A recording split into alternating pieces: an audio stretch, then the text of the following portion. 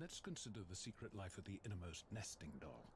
Living most of her life in the dark, inside the other nesting dolls, she has plenty of time to think, if she could. Sadly, she has no brain. However, when an innermost nesting doll hears that Geico not only saves people money, but also has been providing great service for over 75 years, she thinks it's obvious you should switch. Because yes, switching to Geico is a no-brainer. Pity the innermost nesting doll and her lot in life. So many things get in your way. Your boss, your parents, and your mysterious allergies that flare up before seeing your boss or your parents. But there are some things you can enjoy without any interruptions. Your favorite songs and playlists on Spotify. With Spotify Premium, you can listen to all the music you want without ads. Ready to go premium? Tap the banner to learn more.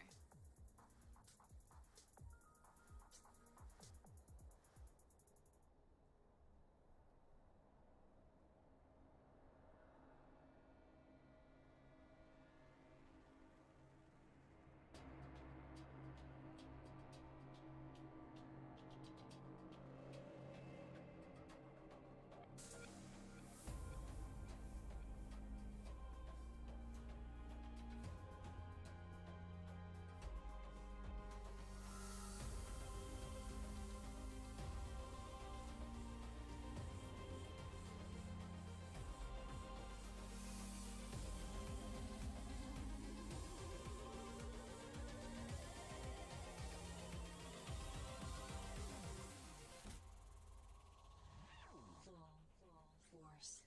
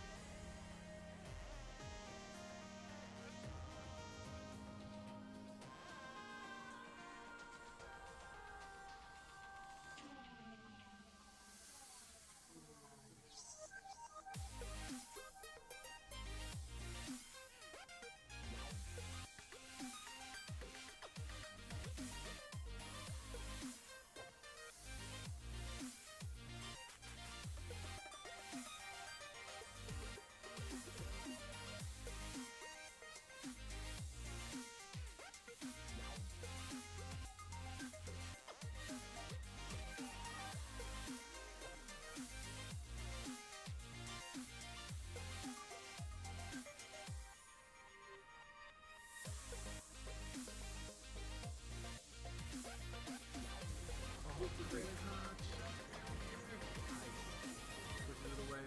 The passing play can lamp up. No! Coming in as well. This might actually be US economy going down. She is going to get the flash through. She's going to flash out of the way here. She's going to get down. First blood goes over to the Divide. Junglers get traded over. But is it enough to really get into the heads of these players? It was enough to save them from making a goal, but here comes Conjure getting into the goal. Brown, what a great shot! Even the clapping hands, nice. Stormy Inferno, like a puppet. 30 seconds left, Sean. Dr. Dag gonna try to get the setup, but Coco is able to receive that in the air. Don't put us in shot!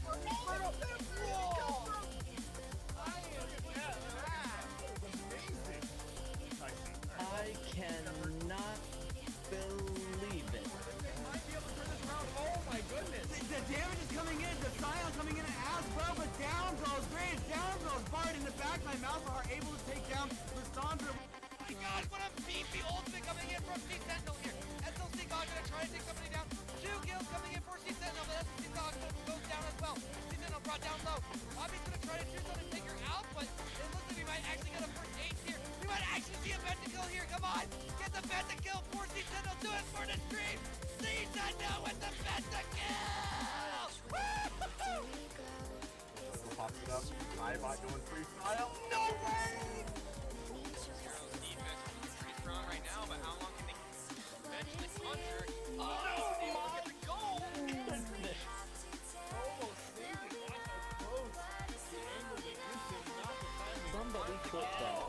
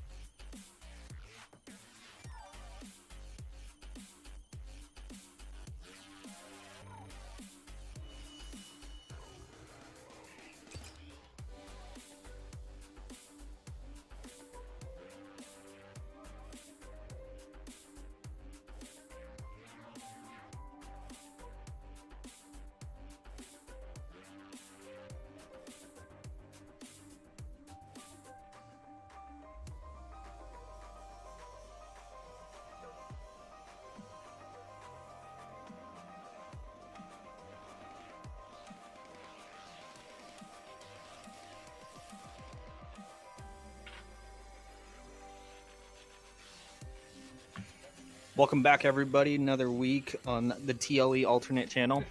Welcome to an exciting night of League of Legends. I'm here with Log. First time meeting him. Hey, How you doing, Log? Yo, I'm doing swell. It's a great Tuesday evening, as far as Tuesday evenings go. But yeah, it's good. It's good. I agree, and it looks like we're set for some exciting games tonight. As our first, we have Southern Utah Collegiate League B. So Sewell's B versus Gladiators. And last week, Gladiators went undefeated on this stream. So what do you think going into this matchup? You know, Southern Utah, they've got a lot of spunk to them. I know these players mildly well, and they're all really great in their respects. But I mean, Gladiators put up a strong performance, and I don't know if they can be beat. You know, it's gonna be tough to say. But you know what? I have a lot of hope for the Southern Utah team. I'm gonna give all my hope to them. Hope they'll pull it through. But they've got a mountain of problems to cross before they can beat this team. I agree. No team's perfect. Gladiators played really well. They played very one-sided. Like, they had very one-sided games overall, but they played well as a team, and their map control, their vision was very, very good in my opinion. So we'll have to see if they can keep up that vision, because vision is a major thing when it comes to these games. Yeah, honestly, it comes down to the basics of the basics to beating any team. Doesn't matter what skill, what rank, what anything they are. If you can nail vision control, if you can nail being at the right place at the right time, roaming, putting your vision where you can, putting up your presence, putting up an ultimate pressure on the enemy team, then you'll take the game, at least in the early stages, no matter what. You will always have that lead, and then having that lead compared to not having that lead is much easier to kind of deal with in the game. Obviously, just because you do well in the early game doesn't mean you do well in the late game, but it certainly does help when you have an early game lead. You've already dominated your pressure. You already shown off like a smidge of what you can do, and the enemy team realizes that, so it has to change their whole plan of attack, how they're going to go at you.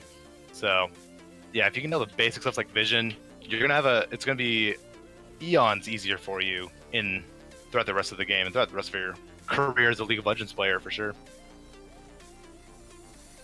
Map awareness was a huge thing I had to work on this last season.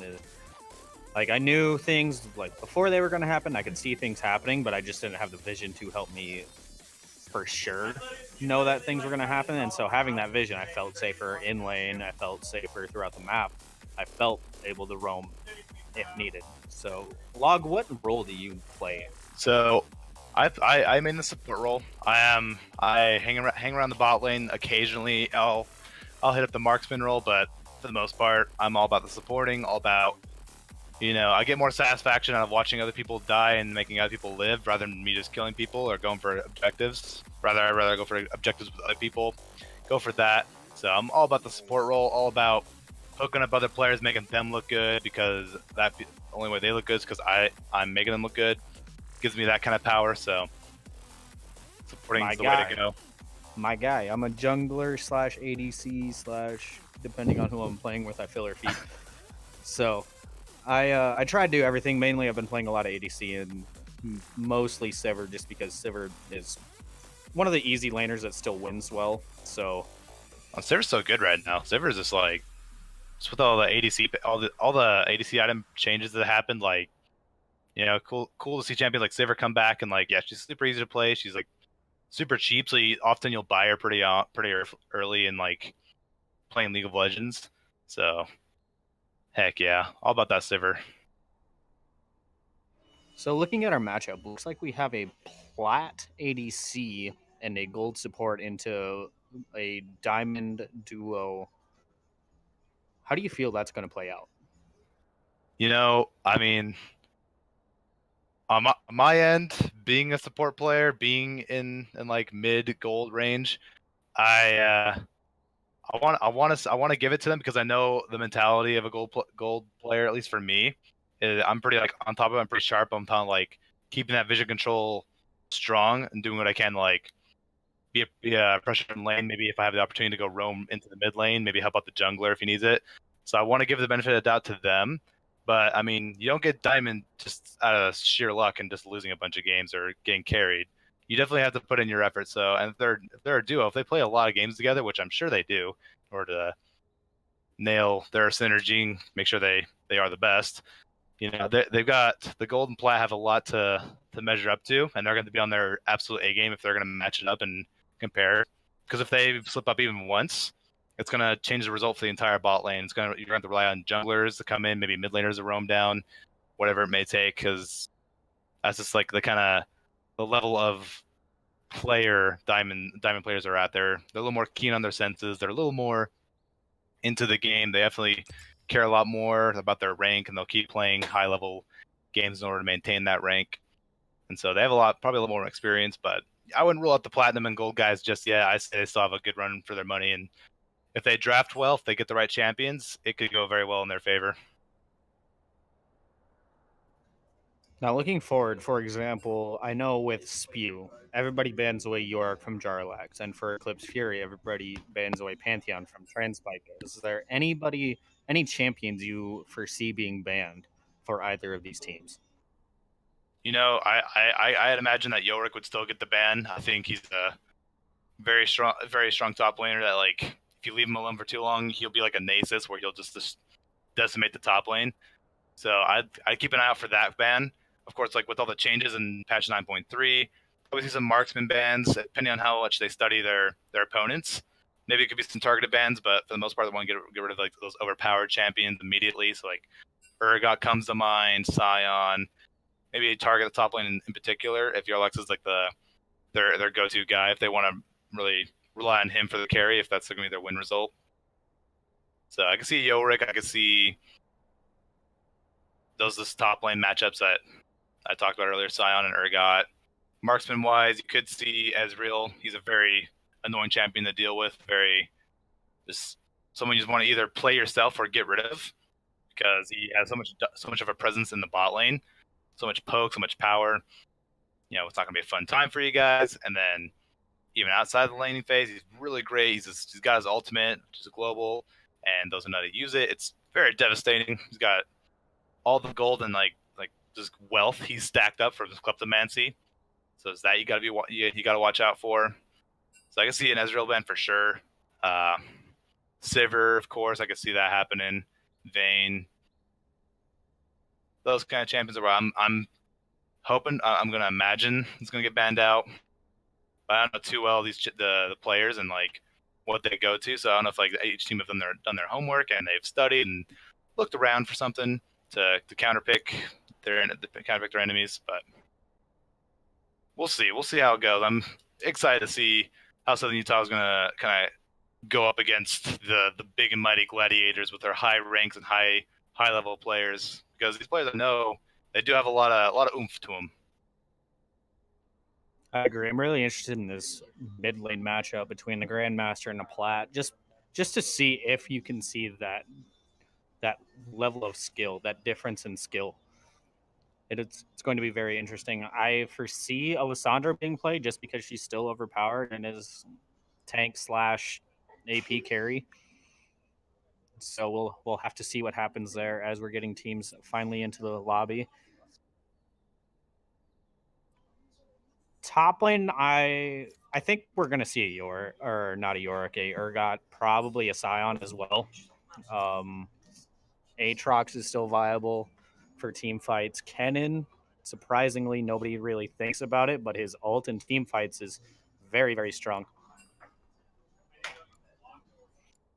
There's here we go. Sorry, I was waiting on that invite because I have no idea what's happening or I can't see anything, but now I can. You're good. Sweet. All right. Looks like everybody's in lobby. I need to go into the spectate thing. I don't want to be playing for these guys. I mean, I love them. Don't get me wrong. I'm sure I'd be a great contribution to their team, but well, there's 2 extras, and they're the coaches. Someone's got to do rock, paper, scissors, I guess.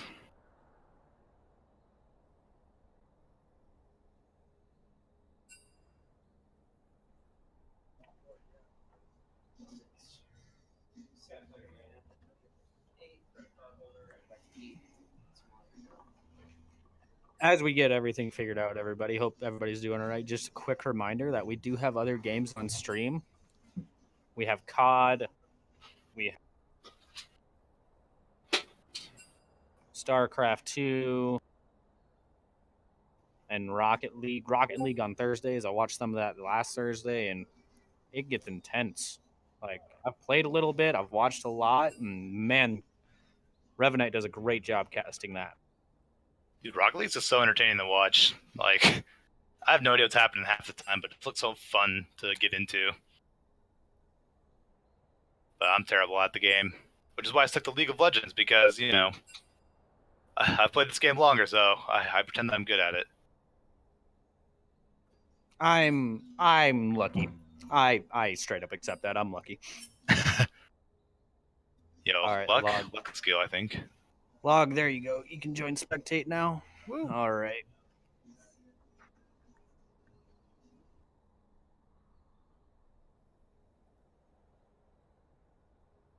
Looks like we're waiting for the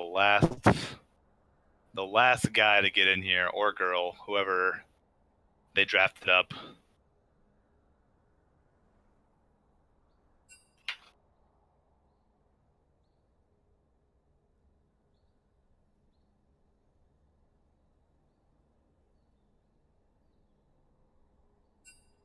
You gotta take a look at like the levels of all these players. Like, you got 234. Like, dang, they've been playing this game for a hot minute. Think about it. I don't know if that's comforting. I don't know if that's a bad thing. I think for me, I see it as a good thing. So it's like a secondary rank in a sense, where you just play a lot of the games, so you already kind of know what you're doing in a sense. Nice little prestige is there.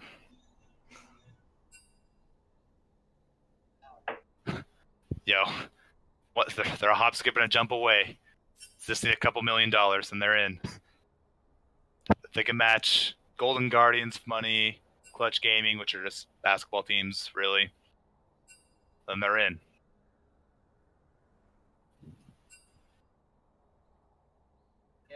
All right. Looks like everybody's in order, ready to go. Don't forget, guys, to follow this channel, subscribe, Go and follow the other channels so you can watch all those games. Dude, don't forget to cheer some bits too. You know, we'll shout it out, or at least Yeah, I'll shout out some bits. Get some money flowing. We're definitely not trying to take your money or anything, but if you feel free to, you know, that's totally acceptable here.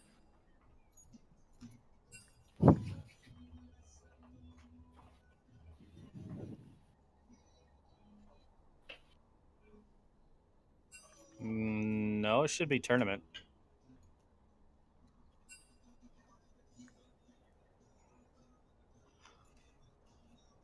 Should be tournament draft. Teams are trying to get to the pro draft. When what pro draft is, for everybody watching that doesn't understand, it's pretty much drafting to make things go a little bit faster. So when they actually get into lobby on screen, everybody like it goes that much faster. So they can get in game faster. Personally, I'm not a big fan of it, just because you can lock in champs you don't own. For example, so like in pro draft, if on your league account you don't own Aatrox, you can lock in Aatrox, and then when you get into game, then you can pick something else, and everybody says, "Oh, it's cheating." So I'm not a big fan of it. Other people are. That's my personal opinion. But why don't you guys let us know in the comments what you think about it? Don't forget to smash that like button, hit subscribe, let us know in the comment section below how we're doing. Luxy, thanks for the follow, along with Ghost, Najar246. Appreciate you guys. The game owner should be whoever has the badge owner of them. So Lord Breath is the game owner right now.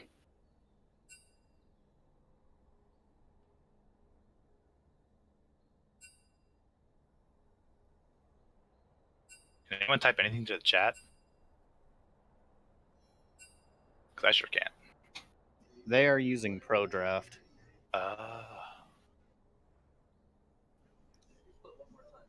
So Pro Draft is it's not in league. It's a third party draft. That's what the links they posted were. Which is perfectly fine because it'll still be a surprise for us once we get into it. So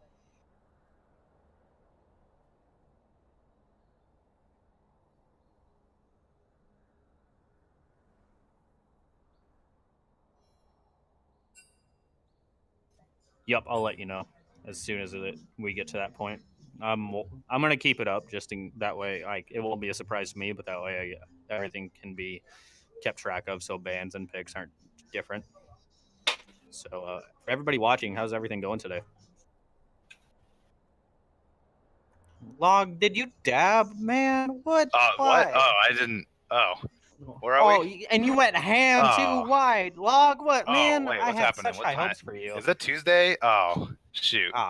It's almost yikes. Wednesday, my dudes. Almost Wednesday.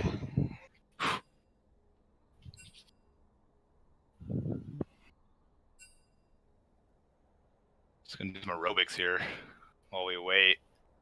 Do some throat exercises, maybe. I don't know any of those, so that would be pretty useless for me to do. Have you ever seen the movie Rango, man? You just gotta do what he does before getting on stage. Just, smash!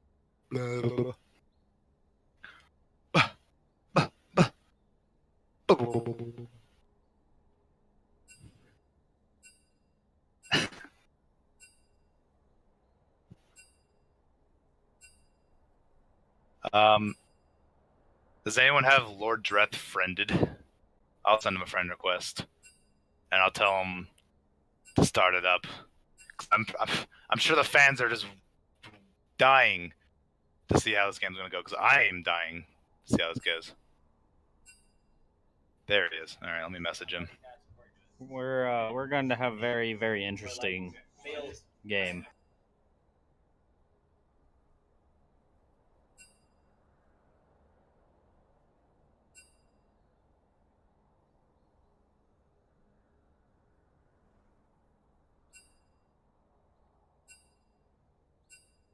They're pro drafting. Huh?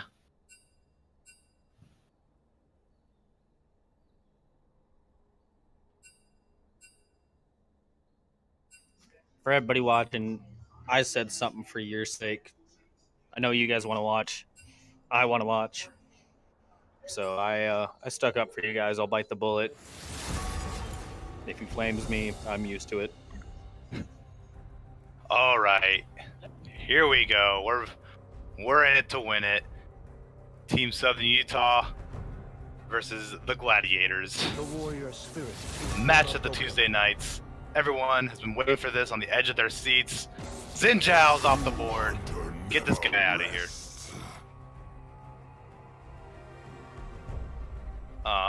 The Southern Utah team will be on the blue side, as the Gladiator team will be on the red side. And it looks like some jungle bans are kind of getting thrown on both sides right now. We got Xin Zhao taken out for that early game pressure, the jungle that he brings in, and Rengar's out just because he's a jungle pro. I mean, you can go top lane with him as well, but he's more often seen in the jungle, so he's out of here. Overall, he's better in the jungle anyway. Lucian also out of there along with Aurelia. Good bans overall. Aurelia not as strong, but still very dominant in lane phase. Yeah, some pretty logical bans so far. You got, yeah, Aurelia did get nerfed a little bit, but I mean, she's Aurelia for crying out loud. We're not going to see the end of her for a good long while. Oh, okay. We got a Bard ban. That's a bold move. Might be a targeted pick. Didn't know this Afro move was on the Southern Utah side, but hey, gotta respect it. There must be a amazing Bard player out here. But so far, we got some pretty great picks. We got Urgot for the side of Southern Utah and Syndra, while Braum and Sejuani are hanging out over for the Gladiators. And you know, I could see what they're kind of going for the Gladiator side. They want like a team fight. They want to all up in your face. They want to not die at the same time as well. They got two really beefy choices, and they got the Tristana locked in. That means they're going to go for, if anything, a late game to like just straight up team fighting. They don't want to wait around at all. They're going to start making plays across the board. While Southern Utah over here, they kind of got a little more of a mellow, a little more of a chill kind of like hang tight, farm up, and do a lot of damage really quick from a distance. You got Syndra and Jhin to pull that off. So that's what I'm seeing so far. I'm predicting it's a full-blown team fight. Looks like the jungle and support side for Gladiator, and I guess the whole bot lane's kind of figured out there for Gladiators actually, with Braum and Tristana. As Morgana gets banned away along with Renekton and Jax in this second phase of banning. Overall, you know, Gladiators have a very tanky comp with the Braum Sejuani, and that's a great engage for team fights. Whereas, you know, Souls is just kind of going for the damage right now, so I expect maybe one, if not two, tank picks here. Yeah, they got a really beefy front line here, and they're actually going to go for the Cassiopeia, maybe? Got 5 seconds left on that pick. Yep, there it is, and I'm willing to put money on the fact that Cassiopeia is going to go mid lane. The bot lane's kind of out of the question. Tristana will be going down there, along with Braum. Could be a top lane Cassiopeia. That is viable. Cassiopeia is just strong everywhere, so she's pretty what's picked here. Hard to play against. Just a lot of power, a lot of damage. Great team fight. They're going for a rough rumble here. Just a absolute brawl, if anything. Meanwhile, over on the Southern Utah side, they're going for a little more of a, I guess the right term would be methodical. I feel like they have a plan. These are all champions that take a little bit of skill to play and like to survive with. Lee Sin especially being a champion that's so good, but actually requires a lot of focus and a lot of skill. You got to know what you're doing with that champion, and so we'll see how they pull that off. And looks like the support are going to be locked in here. It's going to be Leona. That's a bold move. Honestly though, that's a good pick to round out their team. That's a good hard engage. That's a tank, and her synergy with Jin's very, very good. So this could be very, very interesting. Yes, I'm excited to see what Southern Utah will pull out here. I think as far as team comp goes, I would have to give it the Gladiator as far as like it's full-blown team fights, full-blown like they're looking for blood. They want to get a lot of gold. They want to get their carries fed. That will be a Cassiopeia mid lane with Jason the top lane. They got to, I believe, 25 seconds to swap it out. but we'll see. I'm pretty sure it's going to be the locked-in combination. Jace is honestly, Leona and Jace were great last pick compliments to both their teams. You got Leona from Southern Utah. She's got a lot to contribute to the table. She's got a lot of engage, a lot of CC, and she's really tanky to top it all off. Meanwhile, Jace kind of complements their poke side. They didn't really have too much of it other than Cassiopeia, but now they have that range shockwave from downtown. They take out somebody, so that'll be exciting to see how they pulled the Jace off and see how he does well. He's got a big front line to protect him. He's got Braum with the unbreakable shield. He's got Sejuani, who is a beefy, CC, tanky, boar pig woman to just be there, just the mere presence of Sejuani is frightening. But spectator delay. I keep forgetting that there's a spectator delay.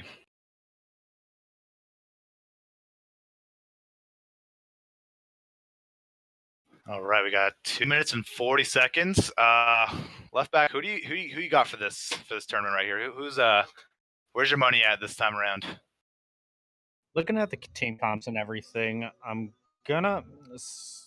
Soulsby has a pick comp, whereas Gladiators have a team fight comp, and so it's going to be very interesting to see how it goes, who plays out. Overall, the team fight comp wins in my book, so I'm gonna have to go with Gladiators.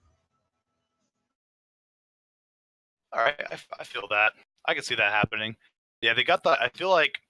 I mean, I don't want to base it purely off their ranks, like, they're platinum and diamond, they're gonna win this, but like, they do have a lot of, I guess, history on the Rift. They know how they know their ins and outs. They at least know Summoner's Rift, and so I might just have to give it to them too. I wanna see some spicy team play action here. I want to see Braum roaming around if possible, giving Tristana that solo goal so she can be a menace in the late game. While he's also helping out Cassiopeia get ahead. I want to see some great Sejuani games in the top lane because they picked the Jace. They want to win the top lane.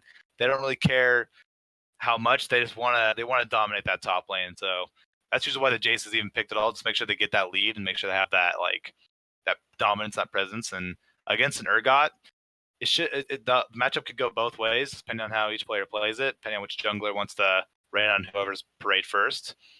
We'll see how it is. I can see a Lee Sin gank coming in before a Sejuani gank, to be honest.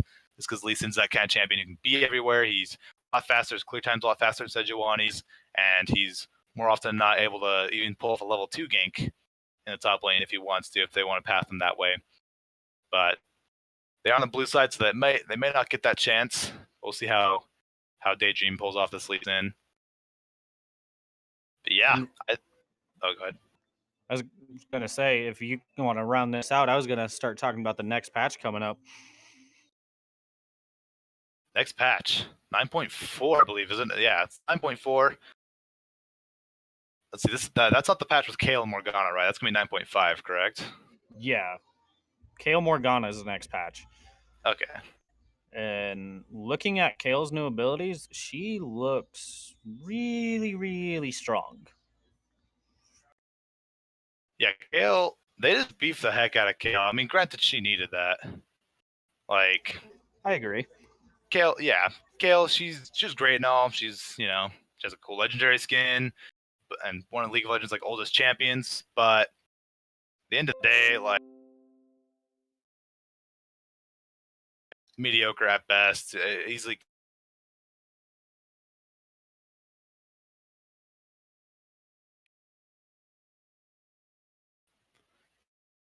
Yeah, Morgana almost sad that they didn't do too much. And just made her look cool. Her ult got buffed. Her ult is now it gives ally champions movement speed while still snaring enemy champions. All right.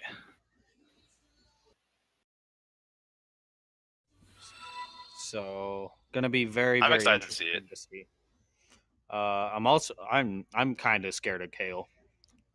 So with her, I believe it's her Q that does true damage. Yes, at max evolve, which is level 16, it turns into true. So at max evolve for Q, it converts all damage to true damage, and that's terrifying. Yeah, that sounds pretty scary. I mean, like I the way this is sounding, I feel like this is gonna be a pick how when Akali first came out, she's just dominating the board, just on all fronts. She can go anywhere she wanted to, and she just destroy the lane. Has a lot of healing sustain. I see a lot of that coming in with this Kale. It's going to be a dominant top laner. Probably go mid lane too. Heck, might even go jungle. Why not? You know, try it out, see if it works. But other than that, that's all I know about the next patch coming out. Unfortunately, I haven't done too much of my homework because I believe Vi is also getting minor rework. Oh, which so last season I've mained Vi in the jungle, and so that's very interesting to me. We'll see how that plays out. I'll be firsthand there to tell you what I think of it. So that'll be exciting. Vi's just one of those champions where I feel like she's slept on a lot. She's such a great jungler. She's got a lot of power. She can do great ganks. She's got a lot in her kit. I feel like in the right hand she's really great, but again, it has to be in the right hand. Someone has got to like be willing to go all in. But it looks like we are in game. My computer's being pretty slow.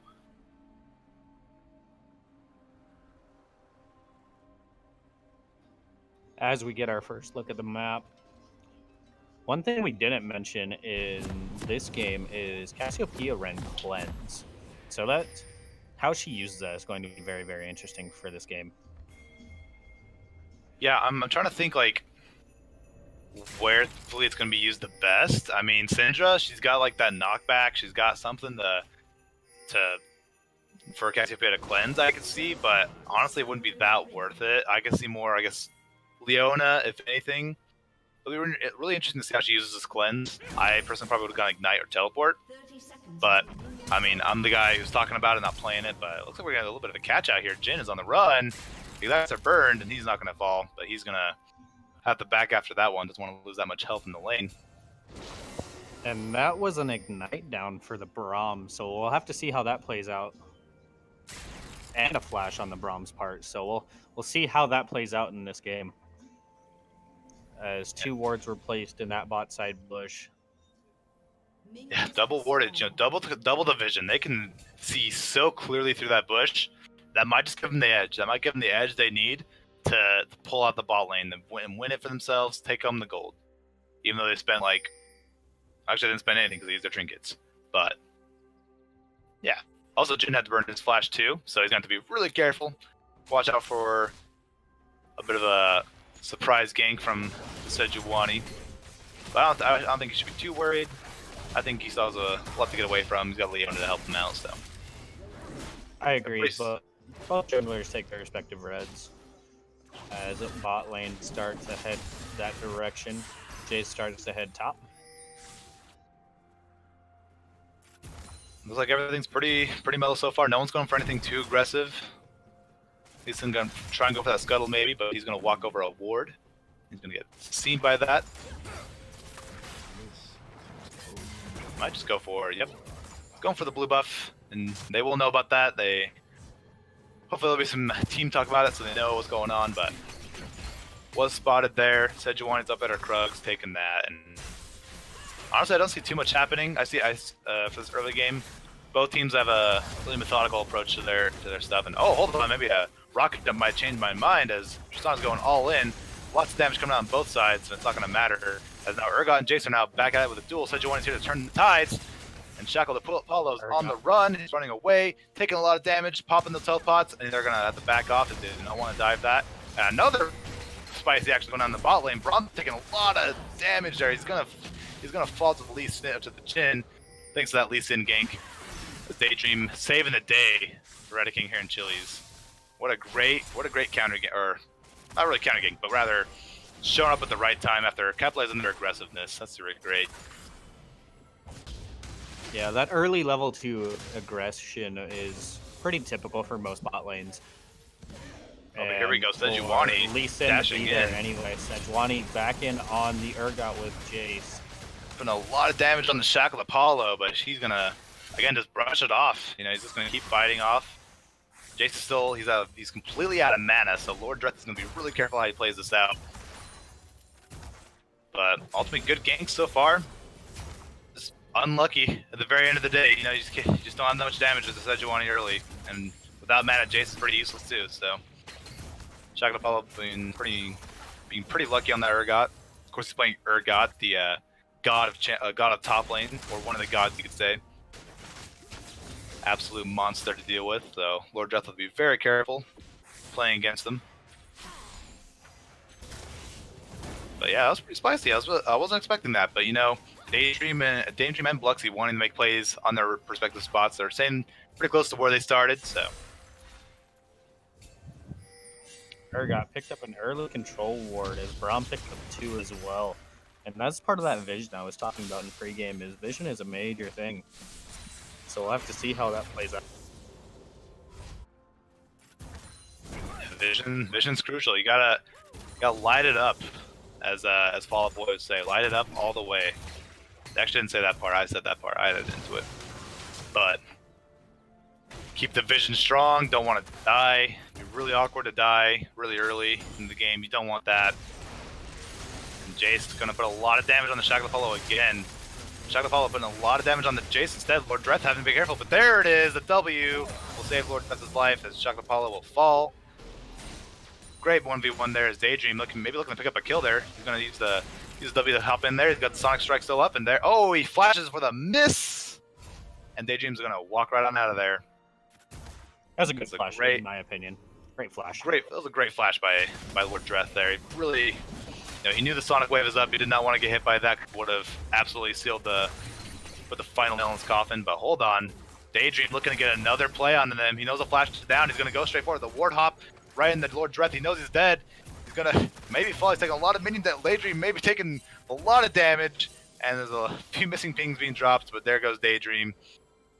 Picking up a wonderful kill there. Just barely. And Bluxy looking for blood. He's trying to predict where he might be. He's not going to dash over the wall. He has no vision, so there's no way of really knowing if he could be there. So right now, everything you see right here is just pure guessing. Now Daydream. Oh, he's on the run now. Forced out of his jungle. Usually Sejuani is the one who has to run, but now Lee Sin maybe just got the health he needed to fight off the Sejuani. Got a level up, and now the 1v1 continues. Daydream is so much action as Bluxy getting him dangerously low. Calling in support from the top lane and the mid lane. Bluxy's in a whole lot of trouble here. His team is nowhere to be found. And oh, the flash is going to make a Daydream. He might get it, but he's not going to dive for it. There's too much damage coming on from the tower. And Nora's going to be there to pick it up, and there it is. Bluxy going a little too aggro there. And he'll pay the price for that. I really hate to see some proactivity almost gone the waste, it would seem. But Daydream, almost more lucky than the Urgot there, you know? That guy, he got everything poured on him and walked away from it. Being very bold in that Lee Sin, that's kind of how you got to play it. So well played by Daydream there. Oh, but here we go, Lord Dreth. I agree. The top lane just refuses to stop with the action as Lord Dreth going in again, but the Ignite having to be popped onto him using that Unchained Spellbook. Spellbook's down.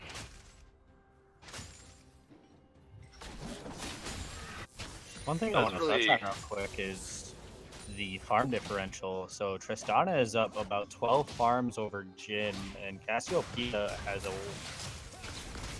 what is that, 14 CS Oh, lead? hold on, we got a Fear Beyond Death coming in on Lord Dreth here. He's going to get maybe low. Not enough damage down. Not enough. Yeah. Dang, maybe luck ran out for this top lane here. But Lord Dreth will walk away from that. Great job there by Lord Dreth. But here we go. Yeah, well, ultimates are starting to pop up now. We're going to start seeing a little more proactivity, hopefully by Gladiators here. They want to make some sort of play there. A little low on gold here. They're down by about 200 gold. Not too much, but no, actually went to 400 and 500 gold. Actually, I spoke way too soon there. But as you can see, Dragon's warded up, and I don't know what's the plan of attack here for Gladiators? Do they want to go for this Dragon? Do you think, or should they go for the tower? Should they go for ganking? What's Bluxy's next move here for the jungle? I think Bluxy being about half health, Bluxy definitely needs to back before ganking, or even attempting a drag, because you have to be full health. If you back, gank bot lane, kill Leona or Jin, or if Lee Sin shows up and you kill him, then you rotate up to Drag. Just have that pressure of it's going to be a misfight, because if Syndra roams down, Cassiopeia can follow. If Urgot teleports, Jace can follow. Oh, but here we go. Luxy making a move here, and he's gonna make something happen. Lord Dreth comes in for the power slam right on top of a poor little Shackle Apollo there. But great gank overall, you know. There was no or I guess there was a little bit of vision, but it was too little too late. Being pushed up will cause that punishment. We see a little bit of action coming here on the Dragon. Nora trying to fight off your nurse. But here we go, the Glacial Fissure is popped, as well as the Solar Flare. Stunned up, OG Swifty is running away. Chili's is going to take him down. But Nora's going to pick up that kill onto there. There goes the bomb plant. Your nurse is on the run. Chili's got him locked down. There's Nora once again, but beautiful glaring gaze up on the Southern Utah team as the Dragon will get slain. Infernal Drake going over to the blue side. As we see now your nurse picked up a kill on the Nora, being a little too aggressive there.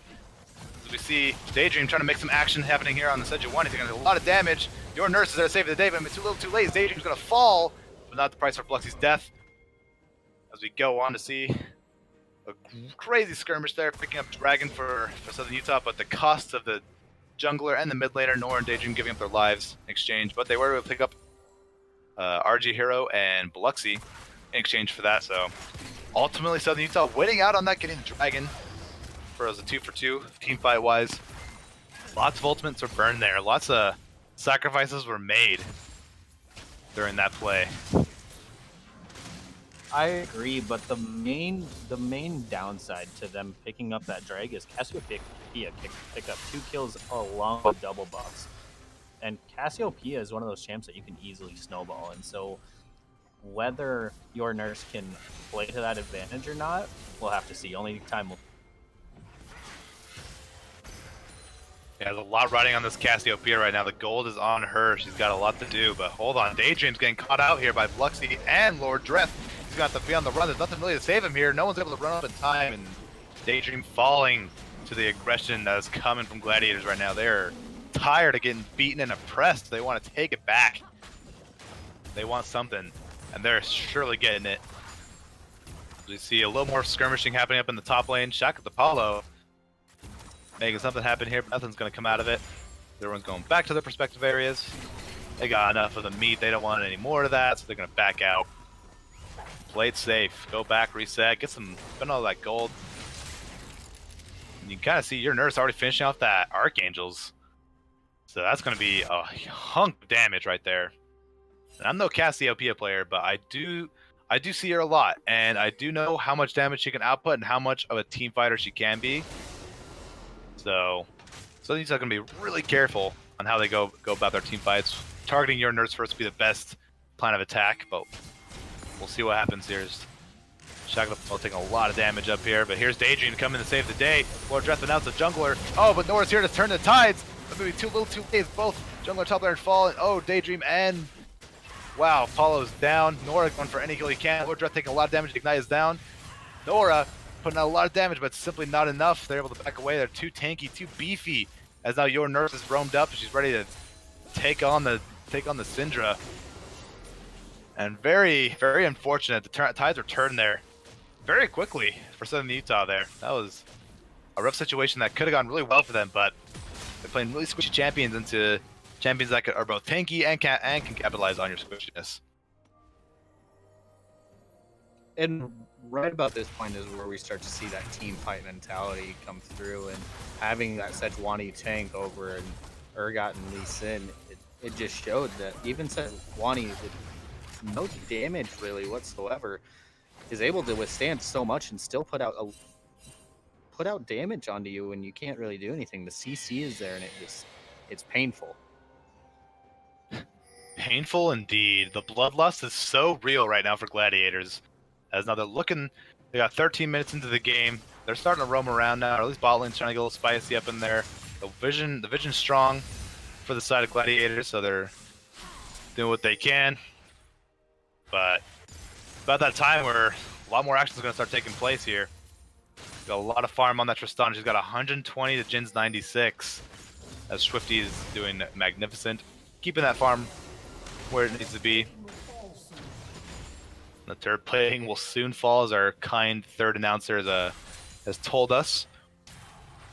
And it looks like not too many plates are really picked up here. The only plates are already gathered at all were by the gladiators, but they're only like, you know, well, let's see, you got They've 2, got 4, about a 2K 5. gold lead out of it. So I mean, it might have been worth it. They lost a drag. They're up on kills. They've got 2 people with bounties. You know, it's very interesting. Soulsby picked up Rift Herald, so this where that gets summoned, if it gets summoned even, is going to be very, very interesting. I foresee a heavy gank followed by a Herald drop. So it could be a 4-man bot lane, it could be a 4-man mid lane. 4-man top is very, very rare. It has happened, and maybe that is the best option since Urgot is 0-3 at this point. So we'll just have to see. Yeah, Urgot here kind of struggling up against Lord Dress Jace over here. Got the Lord Dress got the help he needed, just to the point where he got the CS lead, he got the kill lead as well. There's lots of gold coming out on this Jace, and unfortunately Urgot got the short end of the stick each time those Daydream picking up those kills. But hold on, we got the curtains called as their Earthdrake is being taken. Red team will take that. Gladiators are on the fight now. They're on the prowl, and oh, holy cow! Chili's will take down immediately. Daydream now stunned up. The double kill going over to Bluxy. Now OG50 looking to take down Nora, but Nora's putting a lot of damage. The Ignite goes down, but it won't be enough. As now maybe some of these are trying to take something out of this, but there's a lot of damage and a lot of CC coming out of Gladiators here. Is now eradicating her on the run. As your nurse she smells them, sees them. The snake's on the prowl, on the hunt, and might be too little too late. Poison is ticking down, and there it is, the last tick. Your nurse picking up a killing spree out of all that.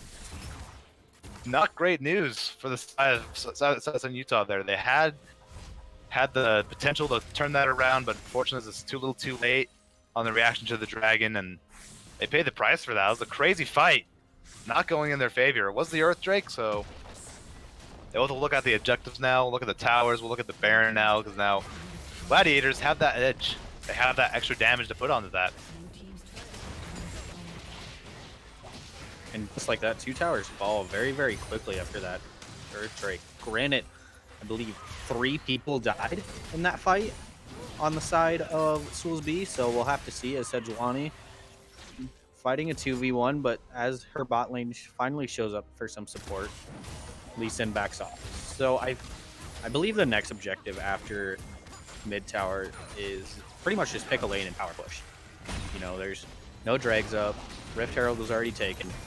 Yeah, you can sit and farm, but you need to use Herald. It's about to time out, actually.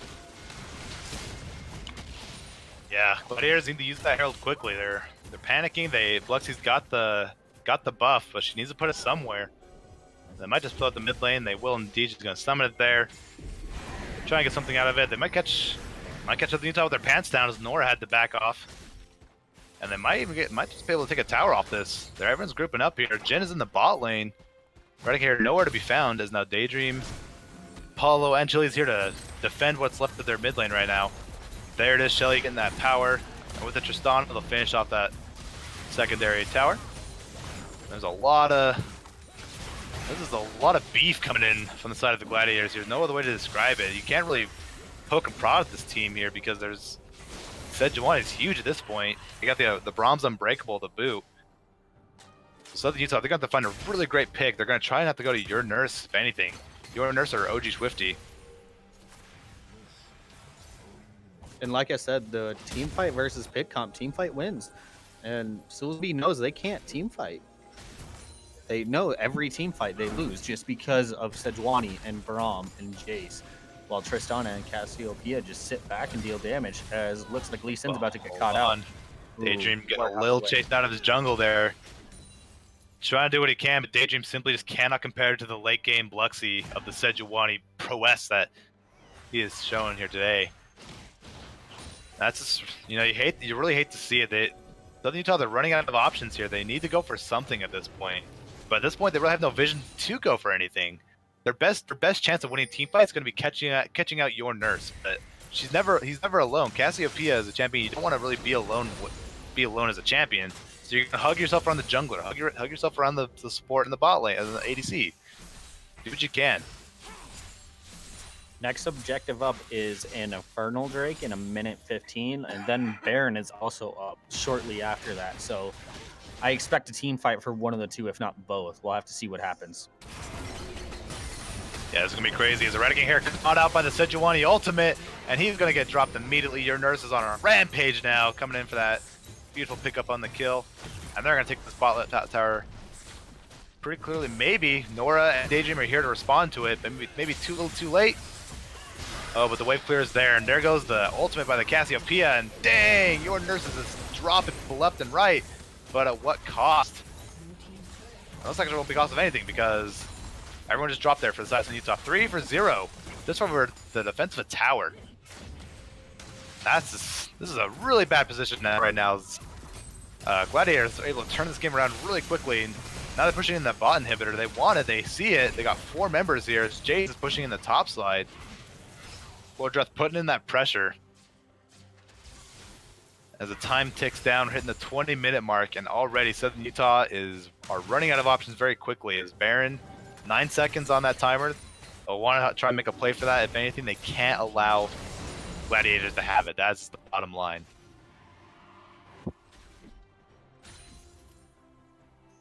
I misspoke earlier. It is a Mountain Drake, and looks like Gladiators is going to easily take this Mountain Drake as Lee Sin is topside and base yet. So the snowball effect is coming into play very, very clearly in this. Oh yeah, another Earth Drake picked up. So that Baron is already looking really juicy and really tasty for the side of Gladiators here. As they're going to start rotating over there. They want to get that Braum over there so they can get the vision control. Because right now it's looking pretty dark for both sides over there. Everyone's kind of wondering who's going to go for Baron first. And Southern Utah at this point, they got to go for it. They got no other options. They let it go, it's all over for them. That's the final nail in the coffin. They're able to push this out, and Gladiators will take the win. So they got to be proactive on this play here. As you can see, Leona, Chili's trying to light it up for them, give some sort of vision on it. And now we see Hero coming in as well. You gotta really respect the Hero there. Really being really cautious, but putting down the control ward, throwing the Winter's Bite. Being very careful. And vision was a big thing we touched on, and there are 4 control wards in the inventory of Gladiators, where there's only 1 on the side of Southern Utah.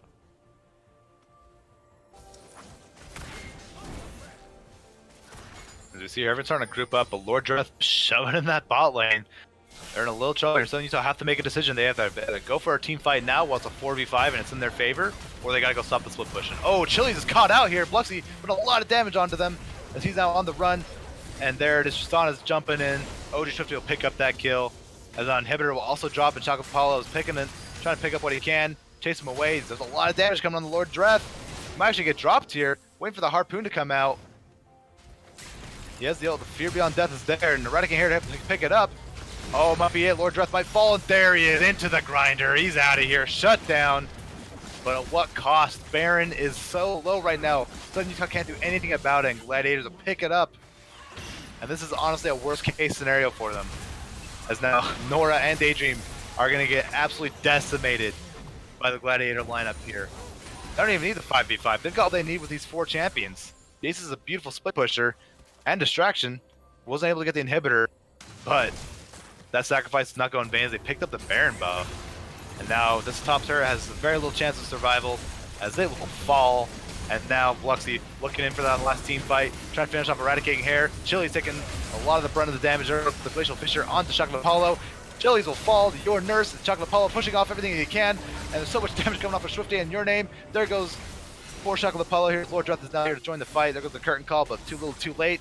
You beautiful performer, you. It might be just all over. And they're going to look for the win right here. They're going to try and go for it. Nora doing everything that he can to push them off of Bluxy. Such a huge tank. Cannot do anything about it. And there goes the first tower. They got 1 tower left, so then you have to make some sort of decision here. They got to go for Your Nurse. They have to go for it. That's the damage right there. But now at this point, Swifty's doing a lot too. Their mind is split. They're running out of options. Now the second inhibitor will fall. to the hands of Gladiators. Slowly but surely, maybe. There it is. There it goes. OG Swifty picking it up. As Chili's getting caught out there. Lots of damage coming out. Your nurse will pick it up. Daydream on the run. And legendary as she is, they're going to look to finish this up. Going for a very methodical win. There's no more structures left except for this last tower, which will fall in mere seconds. As Southern Utah's on the run. They're going to pick it up. OG Swifty trying to look for another kill here, but they're going to go for the Nexus. Maybe look, there's KDA. Make it look good for them. There goes the petrifying gaze. I actually did not know there's a face that comes out with that. That's pretty new to me, but there it goes.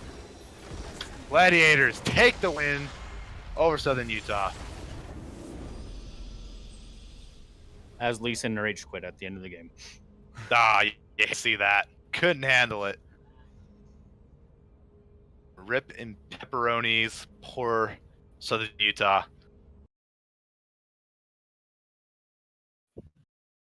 There you have it. Wow, what a dominating performance by the Gladiator lineup there. That's exactly what you want to see out of them. They were behind for a good chunk of the beginning of the game.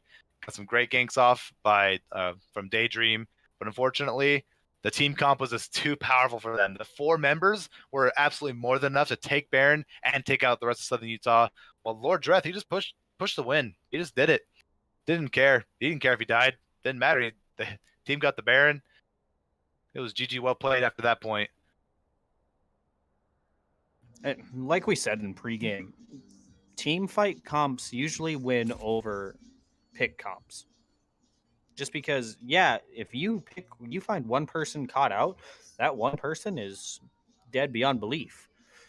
But they never got to that point because Gladiators grouped so well all the time. There's always at least one person nearby if you were to get caught out. And looking at the damage chart, Cassiopeia did 2,400 damage. The highest damage for Southern Utah was Syndra with 12,500. Whew. Big yikes, for sure. That's absolutely crazy to me, but yeah. So much damage coming off of your nurse there. Absolutely spectacular plays from that Cassiopeia. You know, they put all the marbles onto that one player right there, and it certainly paid off. A 9-0 with 5 assists, the boot. Beautiful KDA right there. Flawless, you could even say. I'd say flawless. As he decimated the lane. He roamed when he should have. It was great stuff by good old your nurse here. But yo, those of you who are watching right now, who was the MVP of that game? Who really took it there? Was it your nurse with her just absolute dominant performance on this Cassiopeia? Or was it Blexy with the Sejuani plays, with her massive piggy tankiness all over the map? You know, who would take it? Or maybe it was Lord Breath with that beautiful split push at the end of the game and just surviving overall, taking his losses while he can, but still making something great out of it to the point where he pulled ahead on a top laning opponent.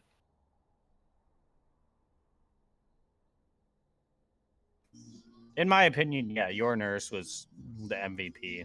Carried lanes, roamed when she could, and when she roamed, she either took an objective or helped get a kill or took the kill. So I would have to say your nurse was the MVP.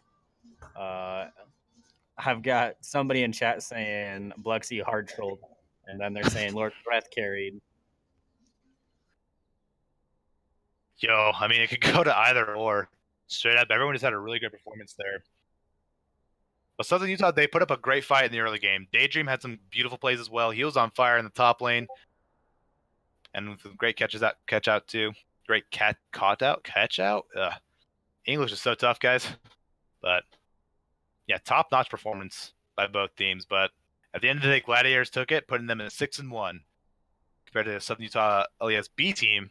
Might I add, they're not the A team; they are the B team. They'll go to 3-4 now, from the loss. Not a bad score, but definitely something you wanted to improve on after that.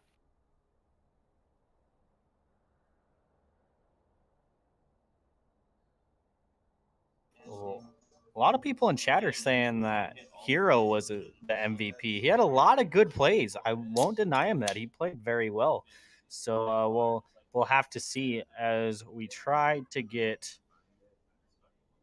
your nurse in here for a quick interview. Your nurse, if you're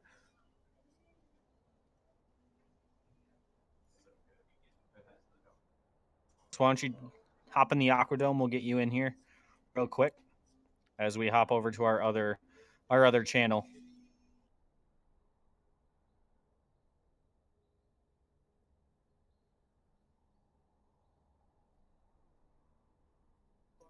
Yeah, I won't deny it. Honestly, Hero played very, very well. He kept Tristana safe. Her ults in the team fight were always on the right person.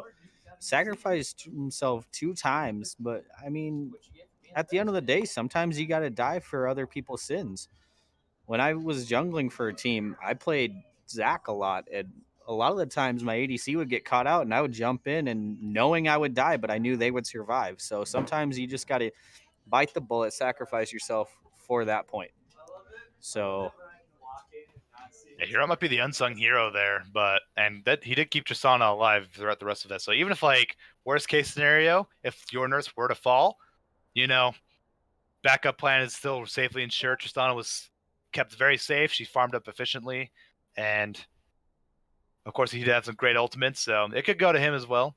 But I don't know. I feel like your nurse is definitely on fire for the most part of that. He definitely had dominant performance, eliminating each and every player, putting on the power, I would say, the poison power.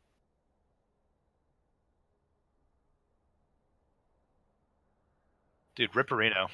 let's get Bluxy in here then. I know he likes to talk. So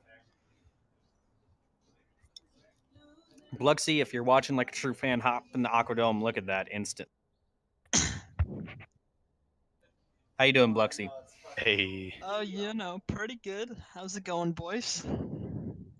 Yo, we're doing great. Much better after seeing that beautiful Sejuani performance. I know I don't play it very often, but when I play Sej, I build Warmogs pretty well.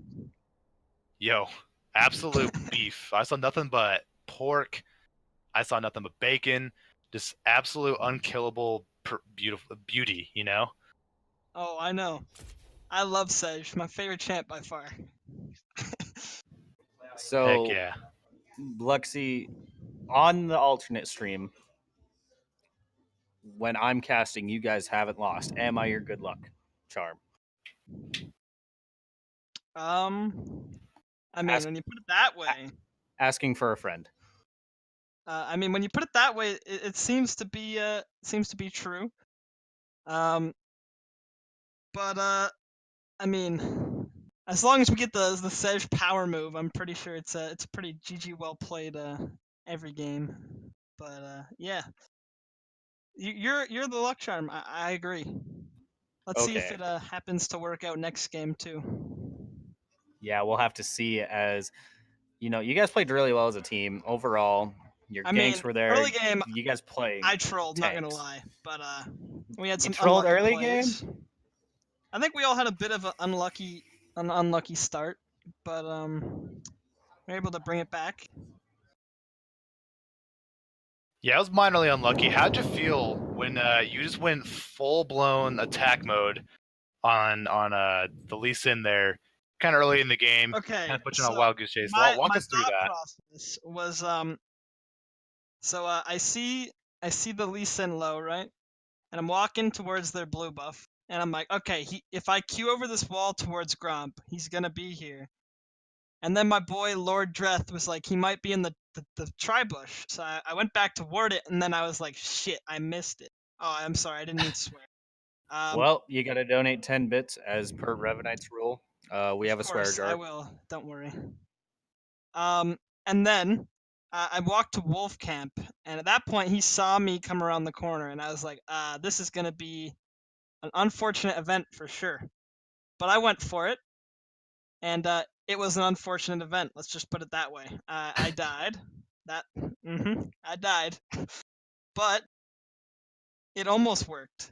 So there's that. I just should have gone for the blind Q, but then if I missed that and he was in the tri-bush, then I would have died. It was just unlucky, as they say. That's the best way you can sum it up at the very end of the day. That's how I thought. Just he was so close, yet he was so far. But you made up for it. You saw that and you're just like, yeah, you know what? Big whoop. I got baited a little bit. You know what? Here, I'm gonna turn up real quick. Hold my beer and watch this, and then you just continue to just absolutely be everywhere at once and just right up in Southern Utah's business. So good job.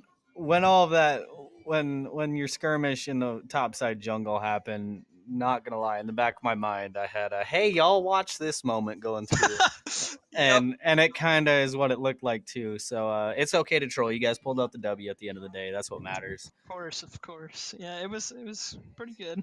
You know, it was the 50-50 chance, but unfortunately didn't go in my favor. Did you think about tower diving At what point? on the Lee Sin in that skirmish? No. Initially, I was gonna queue over the wall because I was in the river bush, and I was gonna queue directly to that tri bush. But I was worried that if I didn't get in the bush fast enough, that he was gonna see me as I queued over the wall and just walk back under tower. So I wanted to go for like the wait for him to possibly walk through, and then I wait and jump over the wall. But I wasn't gonna tower dive. That would have been a power move right there, and it probably would have ended up with me dead. That would have been a hard flex, but you know. Yep. Also, want to point out, Swifty just shouted out 100 bits, all for Bluxy. Oh baby, cheering that's just for you, just for you, Blux. Hey, one day I'll get to see him on his Nico ADC, and that's when I'll donate it back. Nico ADC, oh my goodness. It's the power move. Where it at though? We'll see. Yo, get on your coaches, just beg them to be like, yo, hook it up. Let's actually start trying. The bits, let's go, boys. The bits are popping up. Total Here we go. 351. And it's hey, we're working on the reformation here, so I'd prefer not to.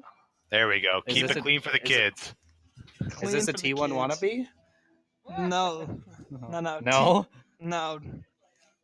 You don't take your blood rush before every game? Oh, well, I didn't say that. Of course I do. I mean, come on now. Who doesn't love their T1 emotes in the chat? Let's go. Yo. Shout out to Tyler1. What a guy. Nicest person I've ever seen on stream. Totally. I love my boy T1. All right, Bluxy. Good luck in your next game. Thanks again. A lot of people in chat are telling you to beat Roman Oni. Good luck with that. I'm gonna watch that game. Wait. That's that's gonna be an interesting one when it happens. I love Oni, but we might have to take him down next time we see him. Just saying. Bold move. Bold words.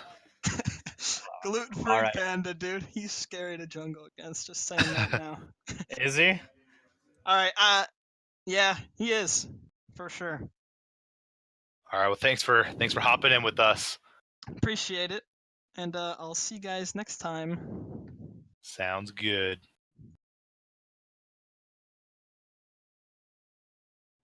All right, as we hop over so you can see our lovely faces again.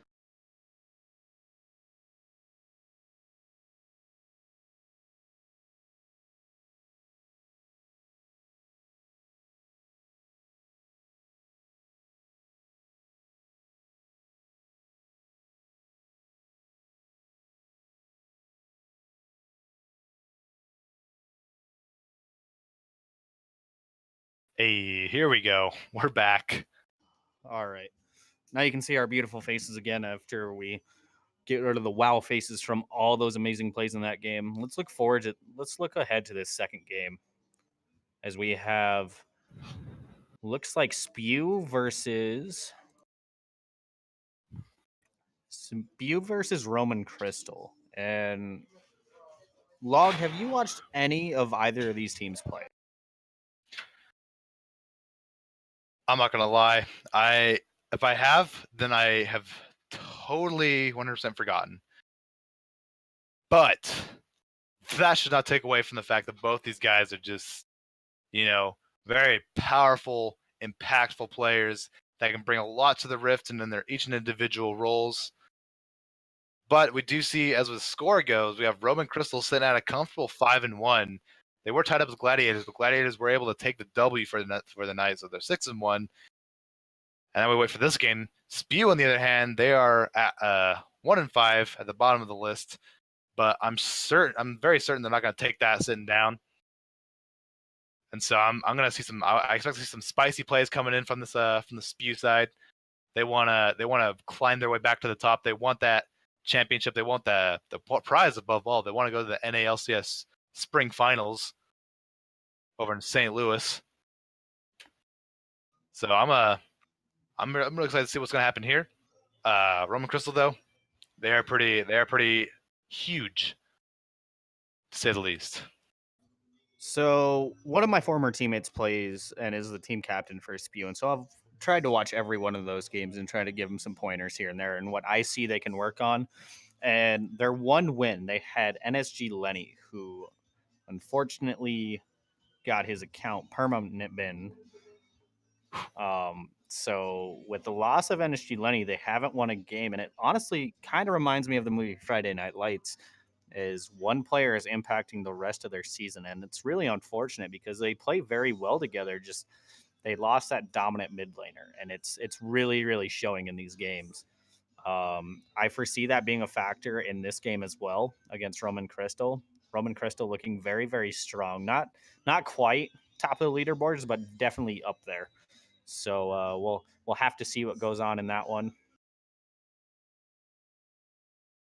Yeah, very unfortunate to lose your mid laner in that sense, but I'm sure he'll make a comeback here pretty soon. I'm sure, he'll get reformed. He'll jazz up his personality, make himself not permabannable again. But that's gonna be a hard loss, unfortunately, for that team. But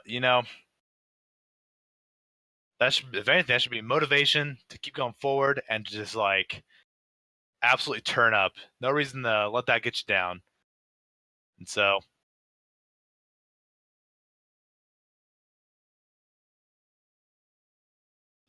our next game is Roman Crystal versus Spew. Spew is in game right now. They're at about 30 minutes in. So we're going to take a 5-minute break. Let us catch our breaths. Let you guys go to the bathroom, get a snack, do whatever you got to do. We'll see you back here in a couple minutes. Until that point, enjoy this video. So, yeah, catch up with you guys in a minute.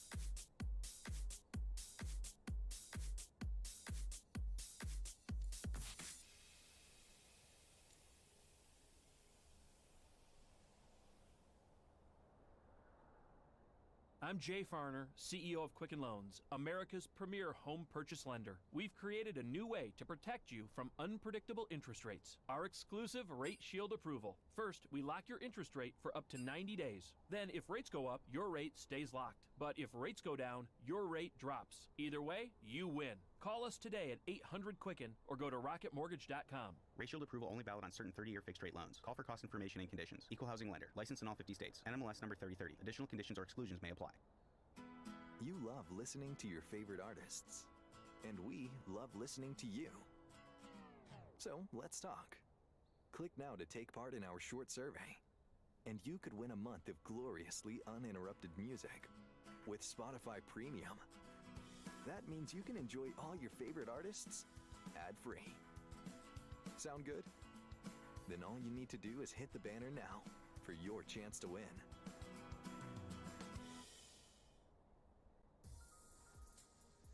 So many things get in your way. Your boss, your parents, and your mysterious allergies that flare up before seeing your boss or your parents.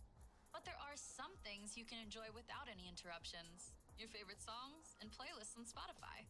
With Spotify Premium, you can listen to all the music you want without ads. Ready to go premium?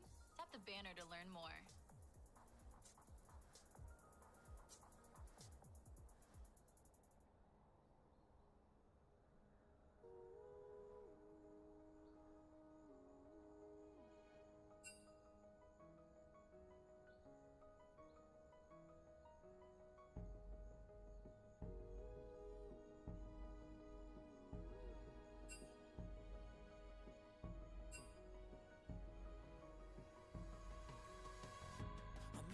Nights when we were younger, we would never sleep.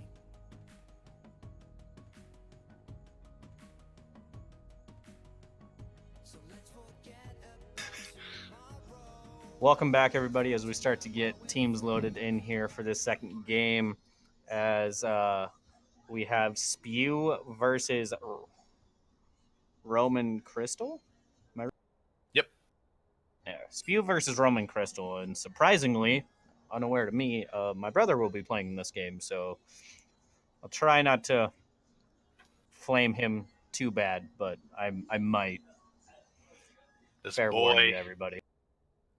He's trying to be a older. pro. He's older than me. Oh, so this man. I wouldn't go that far. Oof. You hate to see that. But you know, he's playing. I expect to see a Garen. Oh dear. Oh dear. You know, the Garen one trick.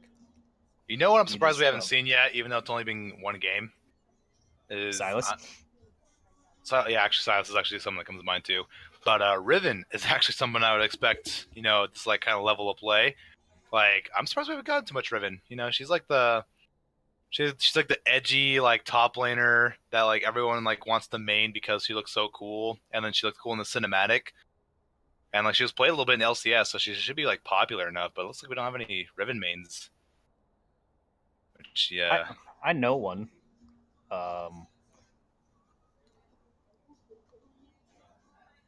I've played against them, and they're a bunch of jerks sometimes. You know, I ain't gonna lie. That solo queue is rough, very rough.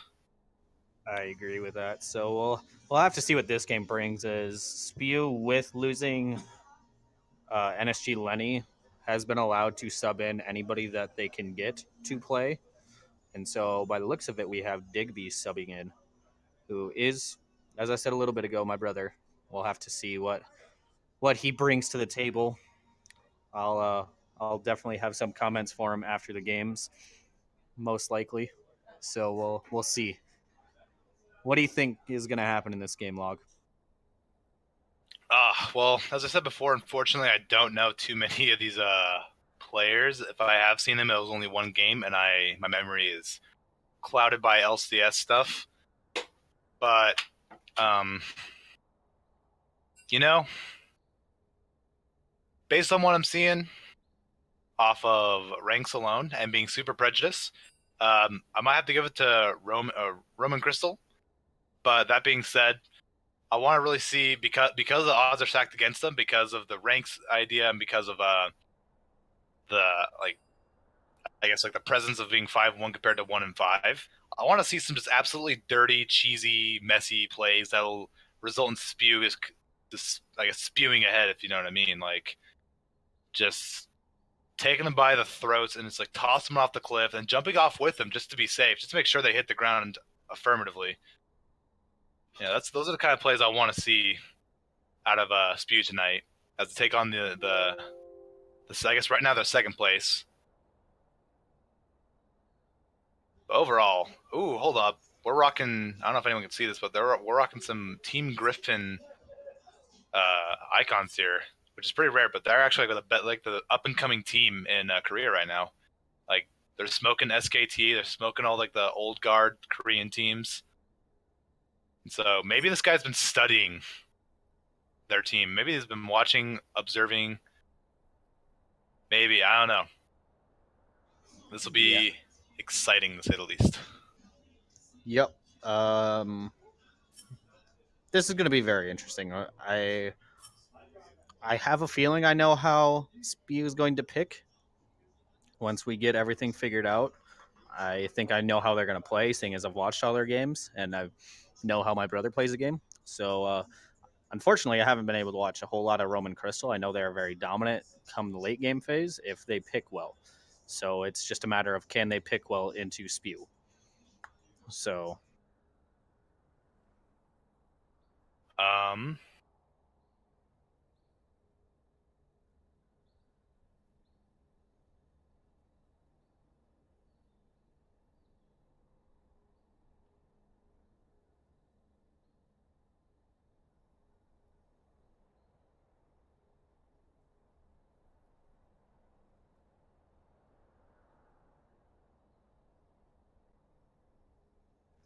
yeah, looks like teams are just trying to figure everything out. If everybody's ready, I'm going to go ahead and tell Jarlax to start this up. Yeah, looks like everyone's good to go.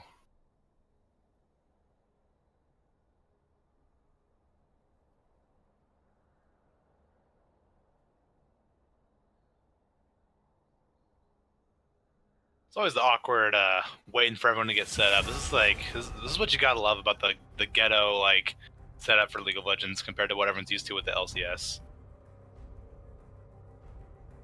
I agree. We'll have to see what happens here.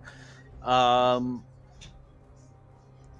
I foresee a Victor being played. I foresee a Garen possibly being played. Udyr being first banned away, very interesting. It could just be a target ban on best anime. Who knows? But we'll have to see. No cure for fools. As Yasuo gets banned away, which with the new crit changes is a good ban overall, in my opinion.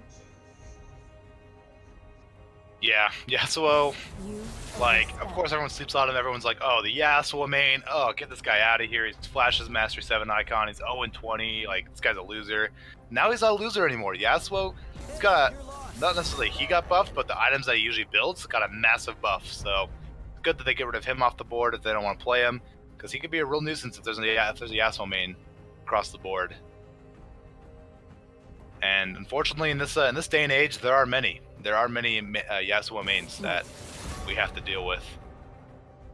And now we got the Ezreal and the Kindred getting banned out, taking care of that, and Caitlyn as well. Very interesting bans. Very targeted towards the jungle, but now looking like bot lane's getting a little bit of heat as well. I agree with both the Ezreal and Cait bans. Like with the crit changes, Caitlyn's overpowered. For example, if you have rapid fire cannon with Storm Razor, you can actually outrange towers. So it's slightly broken, kind of ridiculous. So, oh yeah. As Lucian gets first picked here, we'll see who Digbeast locks in for Spew. For everybody Bold watching, move there, but you know it is. It's a very early, confident first pick for an ADC. So it's a strong chance it might go in the bot lane, but it also could be flex top lane if they're willing to make that happen. And hey, just like you said, there's the Garen getting locked in. Weird. It's like I know the person playing.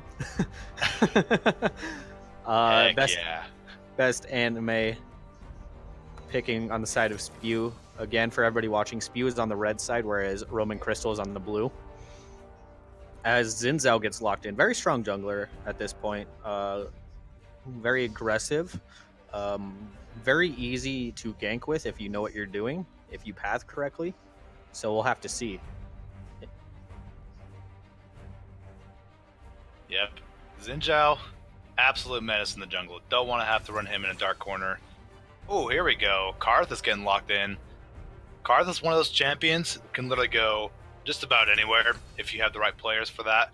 He's definitely more seen in the jungle, but I've seen him play in the mid lane pretty well. We all saw, if anyone watches the NALCS, we all saw Froggen bust out the Karthus and just go straight up 2-0. So it's also Double Lift's pick for Bang if Bang plays Ezreal. So Double Lift tried to keep it a secret, but on his stream he played nothing but Karthus for about a week straight. So we'll have to see where that goes. As Vayne is the last pick on the side of Spew in Phase 1.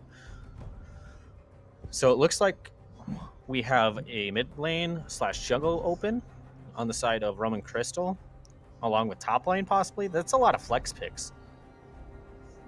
It really is. Honestly, it's hard to tell who's going to go where.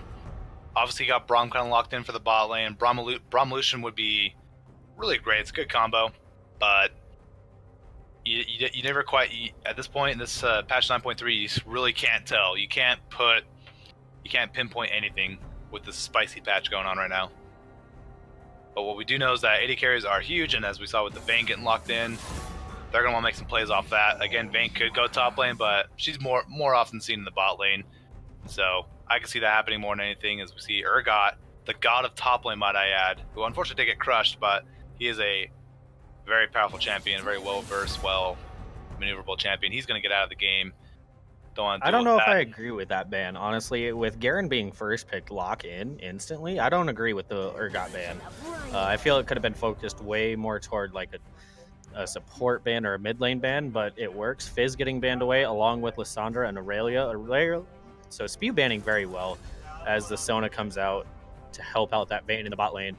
We'll have to see. It could be a mid lane Sona, but not as likely. Really interesting Fizz ban there, but you know, they must have targeted out towards the mid laner because Fizz isn't really that huge right now. Or maybe they're trying to get rid of the Karthus counter, Fizz can just jump and get away from that. So very interesting. Lots of thoughts going in for this draft here. Is Fiora actually getting locked in for the top lane for sure?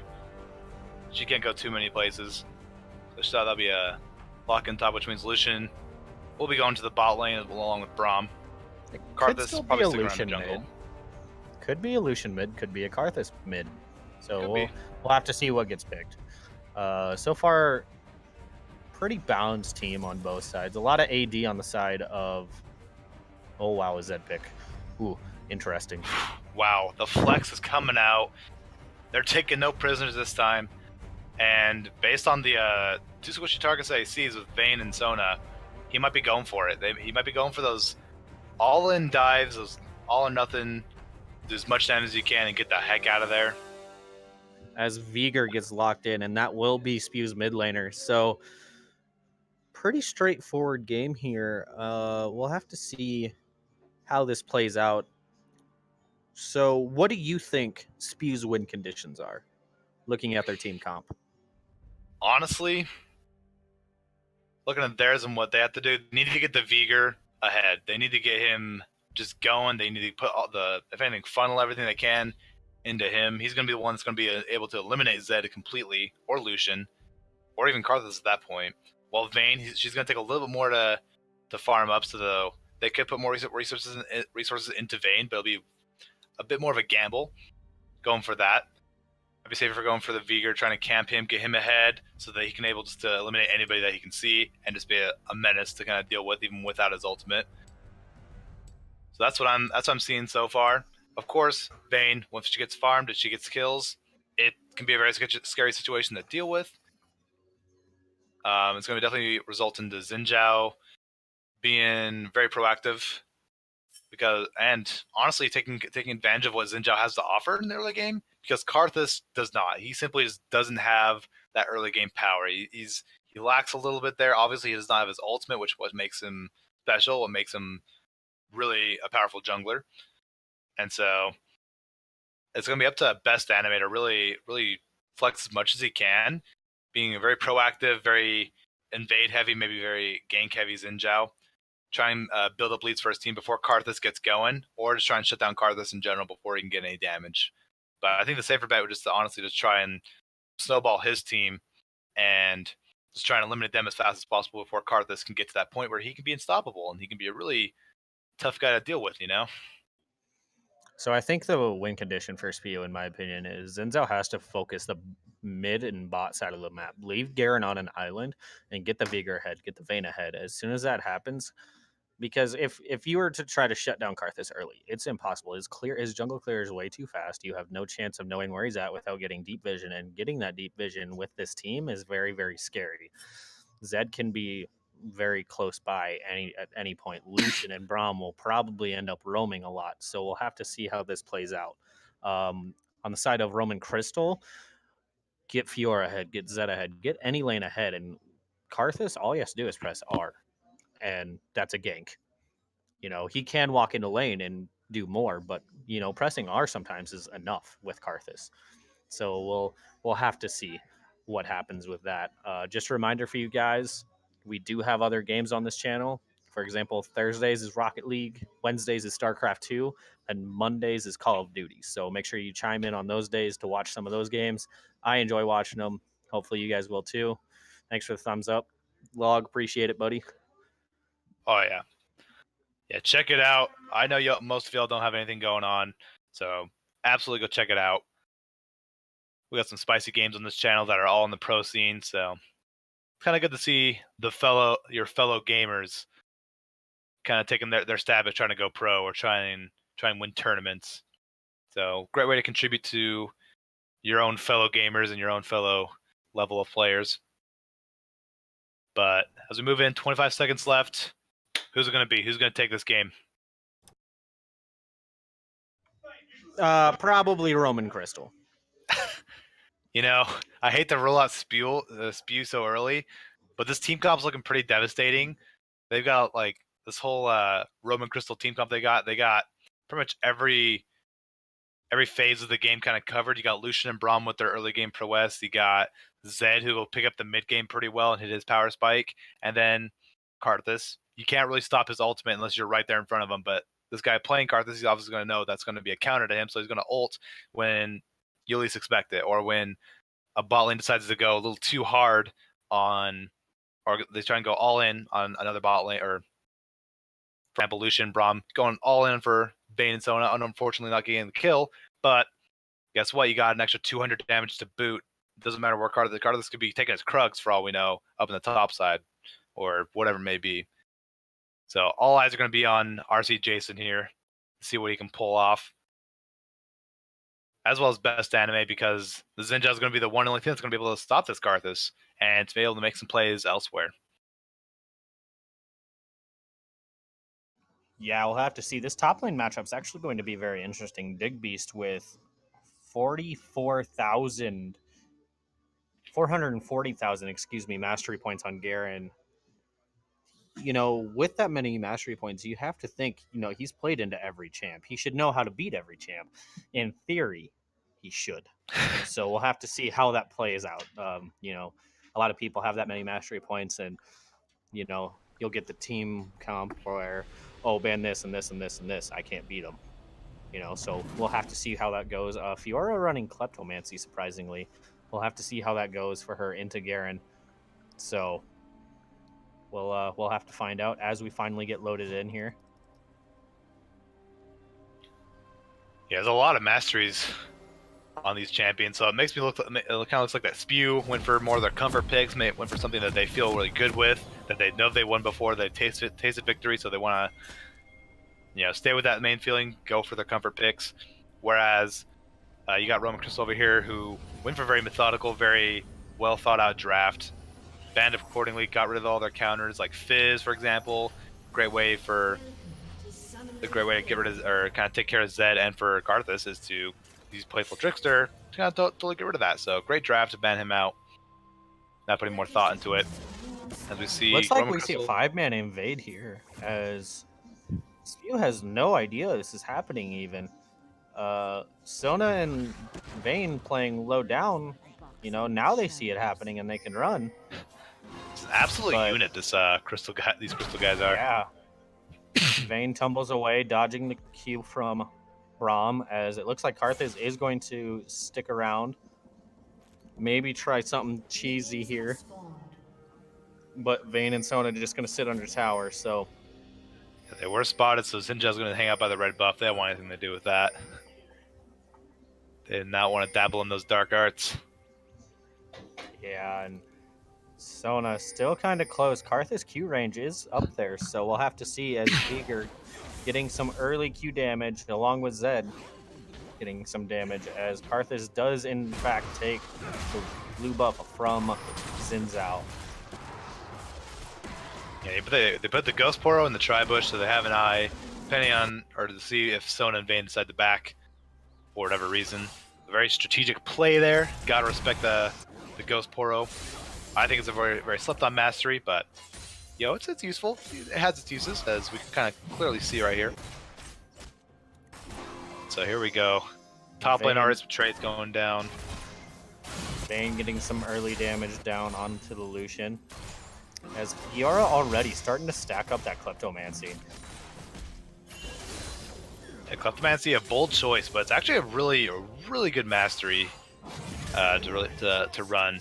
If you're a solo laner, if you're someone who wants to really get ahead and just be a menace in the late game, it's really trustworthy. That's why oftentimes you'll see Vayne running it, you'll see Ezreal running it, and in this case you have Fiora running it, where she just wants to win. She wants to not only win the lane, but she wants to stay in the lane and put so much pressure there that they're gonna have to force our boys over in the Spew side to do something about it and move their focus around. Xin Zhao taking Karthus' blue buff in return for losing his. Fair trade, you know, eye for an eye sort of thing, as Lucian gets taken rather low. And Vayne getting Lucian the one. One more bolt might just do the trick. Hillboy looking for it, but they're not going to find it. A lot of aggression coming down, and you got to be really careful. Sona has Vayne, she struggles in the early game, but when you got an early game support that's meant to win lane, who her goal is to poke you down and heal up her carry, like Sona, you gotta be really careful about it. And unfortunately, that's very unfortunate for them to back out. But here we go, Best Anime making a move on to Zero, and Dig Beast hopefully get a kill there. Silence is down. He can't do anything about it. Gonna spin the win, going for the dive. Best Anime actually getting caught up under the tower. First blood going to Zero, and Dig Beast gonna pick up that revenge kill. Having to use his flash as well. Survived. Flashes away as Zed starts to go in on the Vigor. Vigor trying to wither it away, flashes away at the end of the day. Fiora a lot of action already, and honestly, this is exactly what you expect out of these guys. You can see the lane opponents, Vigor versus Zed, both of them are going to be looking for kills, looking for a way to get their leads going. And obviously, like you saw on the top lane, Best Anime want to make something happen. Going so bold as the flash and tower dive for that might not have been worth it. Tower diving of Fiora just isn't smart. Her parry is just it's rough. It's rough. Yeah, it's rough stuff. They dashed away to dodge the Braum Q as Lucian tried to follow it up, but unfortunately misses. Overall, we have a lot of farm as Braum starting to get onto the Vayne. A lot of damage coming on. Hillboy having to be very careful, but couldn't get that last concussive blow off, so she'll live to see another day, and Yarlak's getting a lot of damage on him. That's a very scary situation. As Zed looking to maybe go for the dive, maybe. They might want to do... It would put him in a very good position, but you gotta respect the Vigor stun. You gotta respect that Event Horizon, knowing that it can come down, and right on your parade, 100%. Zed just about to hit 6 here shortly. Only looks like he's about 1 or 2 minions off his ult, so we will see him hit 6. Does he ult right away onto the Vigor? Be a very crazy move, but Vigor's gonna back. He doesn't want anything to do with that. Maybe not, though. Maybe not. Says there's no way. You're not going anywhere, buddy. Wow, actually, Karth is actually pushing Pushing poor best anime out of his jungle. Versus Jason playing this really well, but And not that's having why, any of that. look at that support from Braum as Xin Zhao does not get away. And Sona in a really bad spot, flashes over the wall. Lucian picks up the kill as Vayne barely escapes with 4 people in bot lane. Yeah, that was a tough situation there. That was really honestly the exact opposite of what we were all expecting there. You know, we expected the Xin Zhao to go really bold and like make some proactive plays, but it was actually Karthus kind of turning it around, but he had the backup of his bot lane. Really great communication there. You gotta really respect that. Now they're gonna pick up that Infernal Drake. That's gonna be great for them.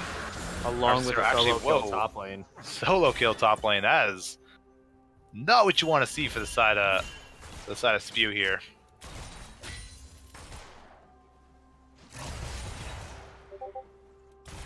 And Digbee's having to force that teleport, so miss out on that big juicy wave of experience. Things are being dropped. You see best anime. You might know exactly where he's at. And because of that, Ballin's gonna be able to push up and do exactly what he can, or what they can. There's a lot of deep vision for Roman Crystal here, as they have 2 control wards in Spew's jungle, along with a normal ward. And in response, there's a normal ward by Roman Crystal's blue buff on the side of Spew, but it's, you know, that doesn't do a whole lot, as Xin Zhao finds that control ward right behind his red buff.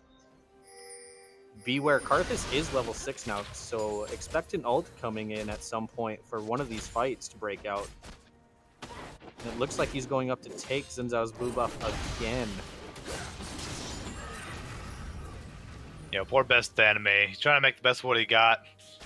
He's trying to build himself a lead, get himself some gold. He's got his red buff. Looking for a gank, hopefully. Trying to go for the mid lane. It's going to be a good target for him. As we see Zero up here in the top lane, just absolutely just laying it on poor Digbeast here. He's taking a lot of damage, forcing him out of lane. Double buff is off of him now, so gotta take that where it lies, and dang, a lot of damage coming out on him. And it almost looks like Zero is toying with Digbeast. Just poking him down, not letting his passive show up. As Xin Zhao, here we go, best ult anime. Right away. Arthas ult. There it is. The Requiem is in, but it's not going to be enough. As the shutdown going to go straight over to Digbeast. Beautiful play here, but Larson's not going to take the sitting down. He's going to roam up. He's going to try and pick up a kill here. Low health bars for the side of for Spew here. Best anime going to get dropped immediately. There goes the Zed ultimate. Damage is reduced, but it's not going to be enough. There's the Ignite, and pop goes the Weasel. Double kill going over to Larson. Great roam by him. Holy cow. Great roam. And Jarlax on that Vigor, doing the right thing as a Vigor. Just stayed in lane to farm up. Try to get those Q stacks up so he can do more damage. So that come late game, when the Zed walks up to you, you can just ultimate one-shot him. So we'll have to see how that plays out, as Braum getting a little aggressive. Just kind of walking up, getting them off minions. Overall, though, farm-wise, top lane, Fiora is just making a joke out of Digbeast, and you know, as a Garen into Fiora, that's a rough matchup overall. Fiora, you know, she's more mobile, she does more damage, whereas Garen, he has his one combo and that's about it. So we'll have to see what happens. Yeah, unfortunately, Garen cannot provide too much in that matchup against Fiora, which is why best anime may be looking like a play here. There's a vision. There he is. He goes right in for Zero. They're going for the flash as well, trying to get that knock up, and Digbeast's trying to make his way over there. Zero getting dangerous with best anime. Not even trying to run away, just kind of accepting his fate. He's going to get dropped, and now Garen is in a little bit of trouble as well. Vigor and, wow, Larson and Jarlax trading kills. Now Digbeast's on the run. Zero putting in the hurt. Way as bot lane gets ganked, and Karthus picks up 2 kills, making him 3-0 with a 600 gold bounty on his head. Already 10-3 with a massive 5,000 gold lead, just about. You know, this is a great performance here by Roman Crystals. Now they're going to push in this bot tower. They're going to try and get some plates off, get some extra gold. They might even just take it. They got the demolish. They got a lot of damage coming out. No one's to be seen for the side of Spew. They're They're either dead or on the other side of the map, unfortunately. Not even Jarlax is there to roam down and respond to it. As Digbeast might fall here to the Karthus ult, and he doesn't get the W off to negate some damage. Unfortunate. There's the Requiem. You gotta watch out for that. You got already 1,000. Holy cow, 1,000 gold bounty for the Karthus as it is. Jason does again utilizing the champion exactly how he should be, just waiting for the right moment, using that Requiem.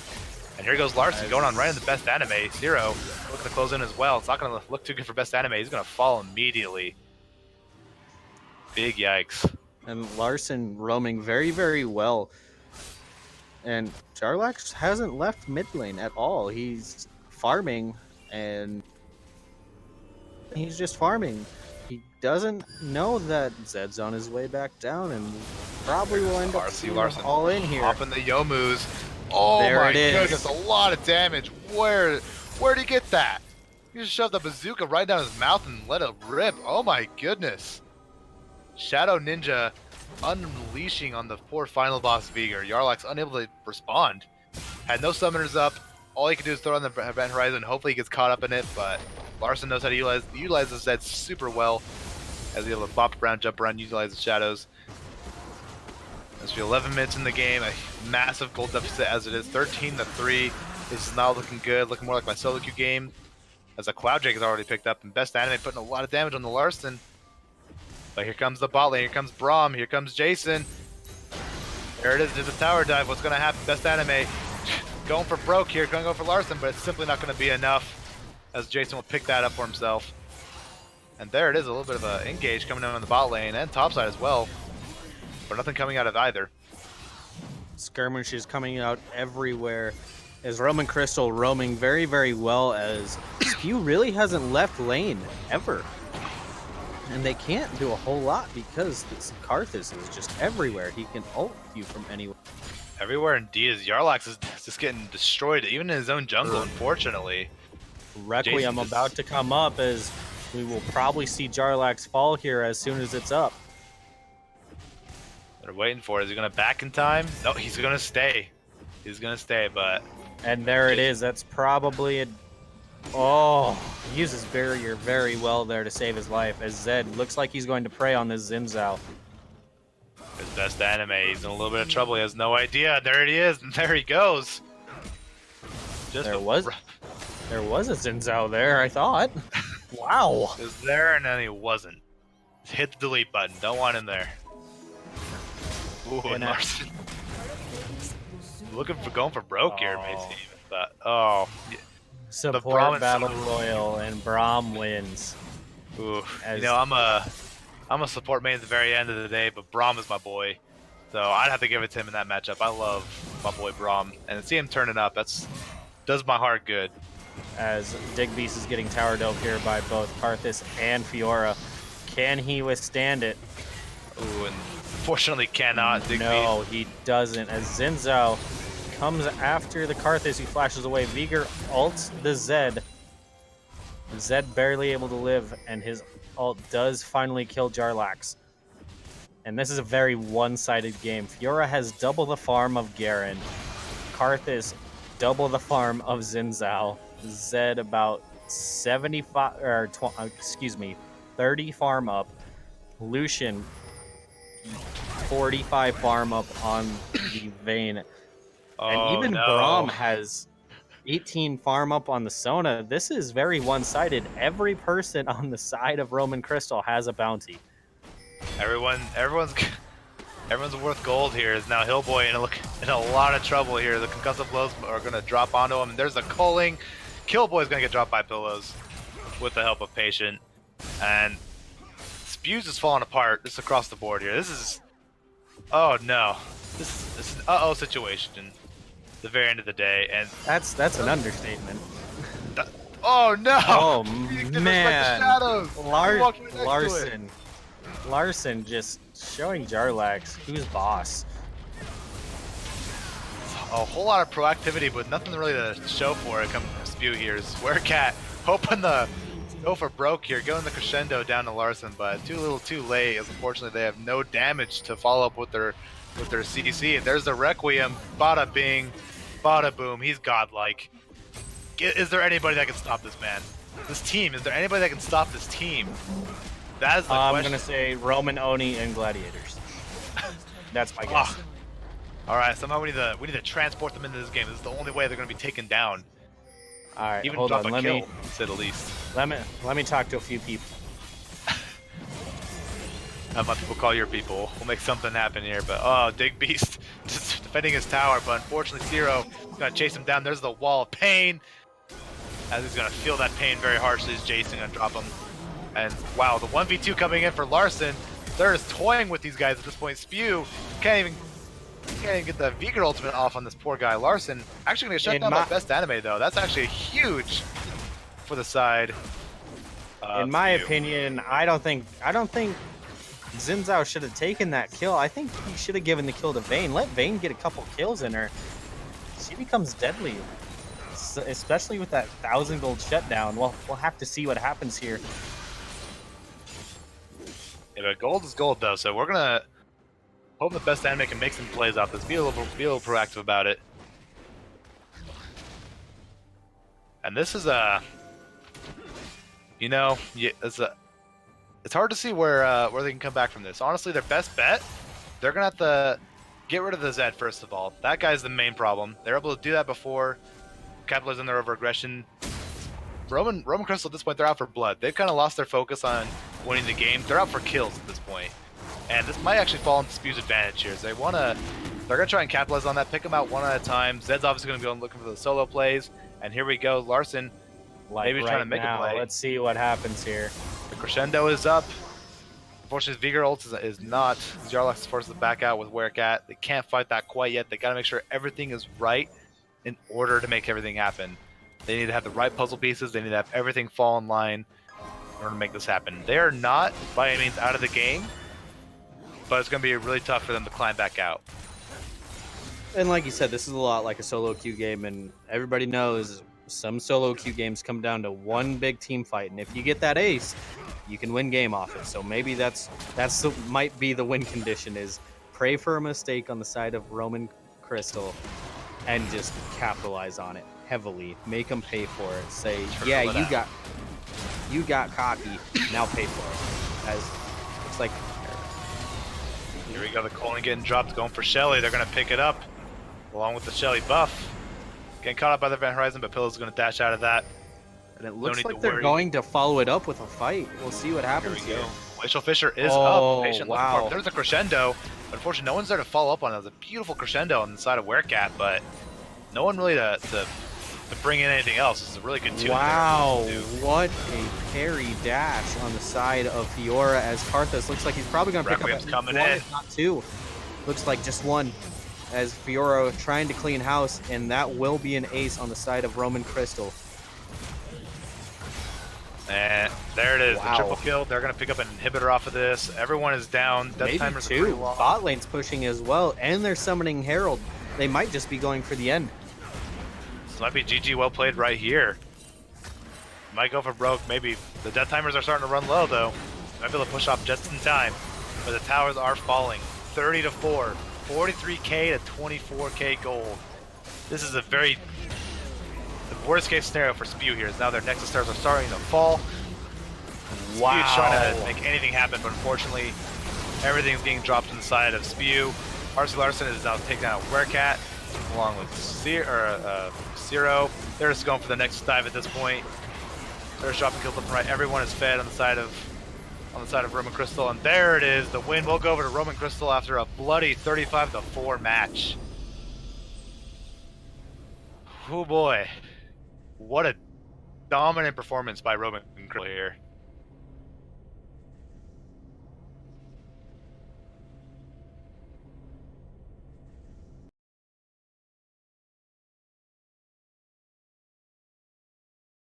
Very, very one-sided game.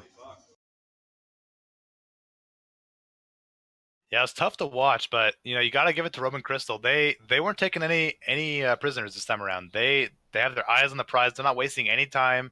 They went for those proactivity plays. They thought out their draft extremely well, and this is the result. Great drafts lead to great games on literally every lane. even in the jungle, Jason had some great ults. Zero dominated the top lane for a good chunk of it. Best Anime tried what he could in top lane to get that Garen ahead, but unfortunately it simply wasn't enough. And bot lane. What's really shocking is I'm looking at the damage charts, and Braum did more damage to champions than Vayne. That's shocking to me. Like, Vayne's one of those high damage output champions, and for the enemy support to do more damage than you, you have to question that pick. So maybe it just was a bad pick into that team, couldn't get on anybody, but that's shocking to me. Yeah, you really just hate to see that, At the risk of overusing that phrase, it's something you just can't bear witness. Just because it's just outclassed on almost every front. And Spew, they gave it their best. They tried their best effort, and unfortunately, they came up short. Doesn't mean that they're out of the tournament by any means. They just need to rethink their draft, rethink their champions, have a little sit down, talk it out. It's going to be a game to review for sure. There's a lot to learn from this. But overall, well played by Roman Crystal. Top-notch performance. Great to watch. And we'll be looking to see more dominant performances from them in the future. Who do you think the MVP of that one is? I have my candidates. I want to hear what you have to say first. Yeah. It's tough to say. I'd probably have to give it to either probably RC Jason or RC Larson. One of those two. Maybe even Patient with the Braum plays. It's really hard to give it to one person there, but if I had to narrow it down, probably be the mid laner or the jungler there. I'm gonna say Jason, just because he played really well. His ganks were on point. He invaded the enemy jungle when he needed to perfectly. In my opinion, played perfectly. And then I wouldn't mind talking to Ciro as well in a Fiora, just to get his point of view on things. But I think you want to talk about that Fiora 1v3. I mean, it was pretty impressive. Mainly, I want to talk about his repose and dash through the stun cage at the same time. That was impressive. I didn't know you could do that. And so, yeah, let's get Jason in here. So, Jason, you asked for it in chat.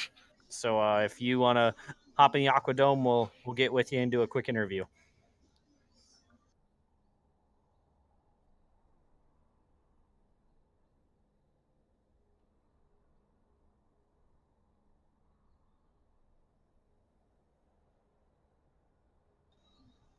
How's it going, Jason? Hey, how are you? Great. Good. Well played. I like the Thanks, Karthus pick into the jungle. Talk me through the mindset for your team in that game. In the beginning, we wanted to. Well, since they picked Xin Zhao, it's a bad matchup into the Karthus, but I had quite the confidence to pick it into the Xin Zhao, and the team mentality was to, if Xin Zhao fought me, we have our bot lane come and help me out, and I think that's what happened. So that was our mentality, which is pretty much help me out, which then helps them out. Yeah, I was taught, I love seeing Karthus jungles. I think when I see one in my games and they get lock it in, usually for the enemy side, I'm like, shoot, dog. No one just picks Karthus jungles because they want to. They want to have fun. They pick up the win. They know what they're doing when they pick up that Karthus. So was it easy picking up Karthus for you as a jungler? What were the challenges you faced when you played getting used to Karthus as a jungler? What was it like? You gotta press R, and it takes a special type of skill to press R, and sometimes landing these Qs, yeah, it's a little difficult here and there, but you pretty much just have to keep playing him and build your R button and to make sure you know when to press it. And landing the skill shots and tiding the camps most efficiently is definitely really important when playing Karthus.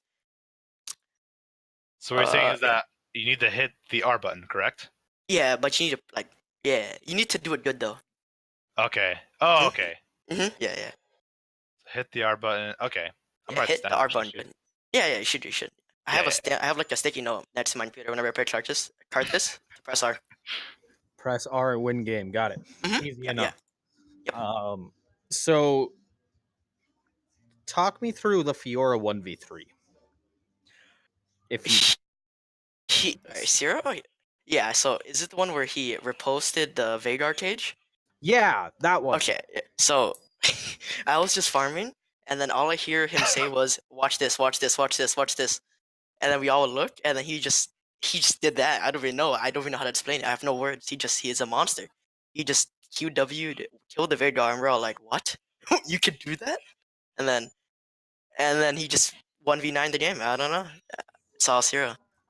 Yeah, but Hearing yeah, that, it's hearing what crazy. you just said, I feel like he did it accidentally one time in solo queue, and then went into practice duel to figure out how to do it perfectly, and got it down enough to. That's where. And he's like, Oh guys, yeah, watch this! I got it he's been down, guys. Watch. Yeah, he's like, well, everyone watch. He literally said, "Everyone watch." So he was ready for it. Yeah, that was a really impressive play, really impressive game on your guys' side. Log, any last questions for him before we get this next game underway? Let's see. So you guys had a really good draft. Like, what made you guys want to draft the way you drafted? Like, what was your goal? Like, who do you want? Like, Well, we banned out a lot of the counterfeits to Zed, like the Fizz in the Urgot. We didn't know if like we wanted to pick Zed and Karthus because of the ulti synergy, but we didn't know we wanted to ban the counters. So that was the bans. And for the picks, we wanted to pick a strong bot lane that could invade with me into their bot side, and a mid lane that could win. And that was pretty much the main thing. And then we usually leave top lane as a split pusher. So that's pretty much our general comp every game. heck yeah, I love that. Top notch. Yeah, That's all I got for you. Well played, Thanks. my guy. That was top notch. Can't wait to see more from you. You guys are 6-1. You guys got the Gladiators to go up against that are also 6-1. So when you guys Wait, face, I think we're 6-2. Are you 6-2? Yeah, I think so. 6-2. Yep, 6-2. I'm lying. Actually, it might be you guys. Yeah, we're win trading again. So, Jason, I want Yes, you to know sir. Ciro is saying that he was the best player by far. I want you to take that up with him and tell him that you guys deal with that. And then I'm supposed to also tell you that you're hard stuck 16. Okay. Oh my god. Whatever that one means, I'm not getting into it. Yeah, we don't talk about it. We don't. I'm not picking sides. I'm not getting into it. I'm just It's all letting you good. know that's what chat says, man. It was Lost Shista. Was it Lost Shista? Yeah. It really be that way. You hate to see that. You really hate to see it sometimes. Man, it feels bad. It feels bad. You really hate to see it sometimes. It's just tough to watch. You just got to deal with the trolls sometimes, man. Yeah. I don't know who that random guy is. I don't know. All right, man. We're gonna get this next game underway. Good luck in the rest of the tournament. Boys. So take it easy, man. I see you. Yep, you too. Thanks. Peace.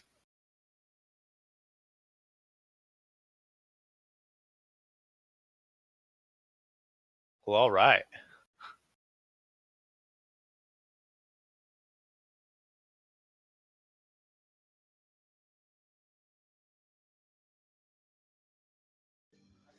As we get ready for this last game, it's going to be Teriyaki Boys versus Vape.io, and let's see what Vape.io can pull out. They have a pretty good team overall, and Teriyaki Boys does too. And this is one of the last preseason games was this matchup, and Teriyaki Boys pretty much just joked around and dominated Vape.io. So we'll see if that happens again. I really hope not. I really want to see a close game, but we'll have to see what happens.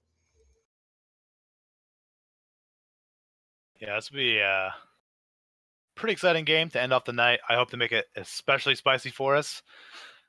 I mean, not saying that I didn't like the games before, but I would like something a little more even matched. I want to see there's a lot of effort put into these drafts, a lot of effort put into comps, and a lot of effort put into just everything in general. That'll be that's where all the excitement comes from. Man, you and your puns. Ooh. It's some next level trickery there. Starts with vaping. No, that it does. Vaping is a trap. That's all I'm gonna say. It's a big trap. So looking at this matchup, looks like jungle matchup is going to be pretty good, along with the mid lane matchup. Theo Mars looks very, very strong in that mid lane, no matter who he gets. So we'll have to see what happens there.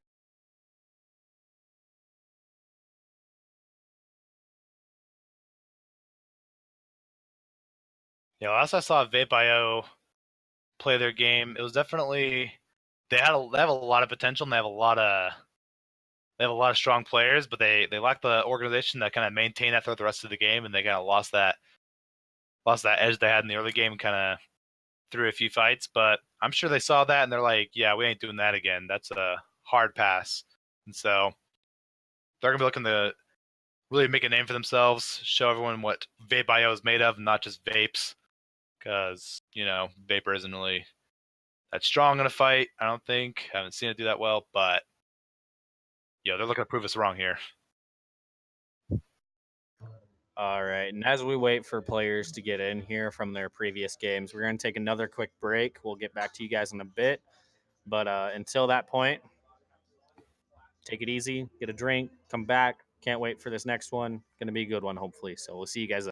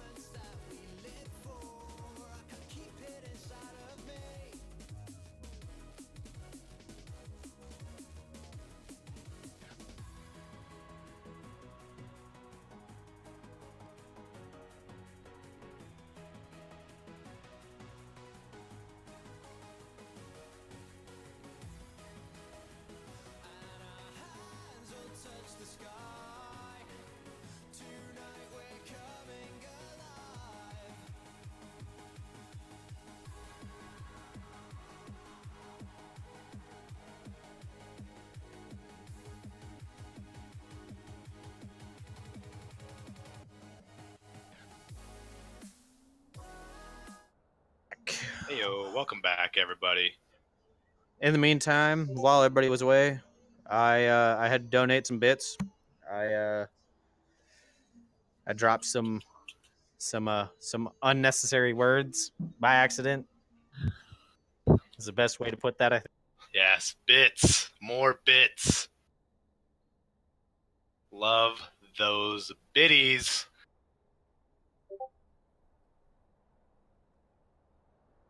Also, it was my birthday yesterday, so I used the birthday thing. Oh. Please don't say happy birthday in chat. Don't do this to me, please. Don't log. I can hear you already. Stop it. I was just looking up a really good video. You're a liar. It's a really good one. I can't show anybody though. Okay, put it in our chat so we can see it. But that's it. Are we ready? Are we guys ready on our side? Yeah, I'm good to go as soon as teams are ready. Looks like everyone's ready, so let's start it. Yeah, it looks like we're gonna go as soon as Sneaky Boy starts up the queue. Hopefully he plays Kazik, so he's a super sneaky boy. Sneaky boy, not to be confused with actual Sneaky on Cloud9. That is something that's to be confused with. Yep, nope. This one doesn't cross-dress. Sorry, cosplay. Cosplay is the proper term here. And he does a really scary good job at it. That he does. That he fooled me a few times. Like Pizza Delivery Server was terrifying. Oh shoot! Already Urgot off the table. They want nothing to do with that guy. Along with Nocturne, so we'll have to see what happens. There it is. The Yasuo ban as well. So already maybe some top lane targets as well. Going for the maybe solo lanes in general to give them the advantage. As oh gosh, I'm gonna cut off my throat. Excuse me. Teriyaki boys look to draft out this game.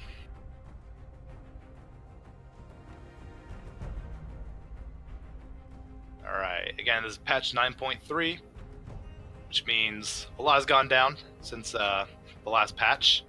Something I think that would have been used a lot in this tournament, but Riot has since hotfixed, was the Frostmancy idea.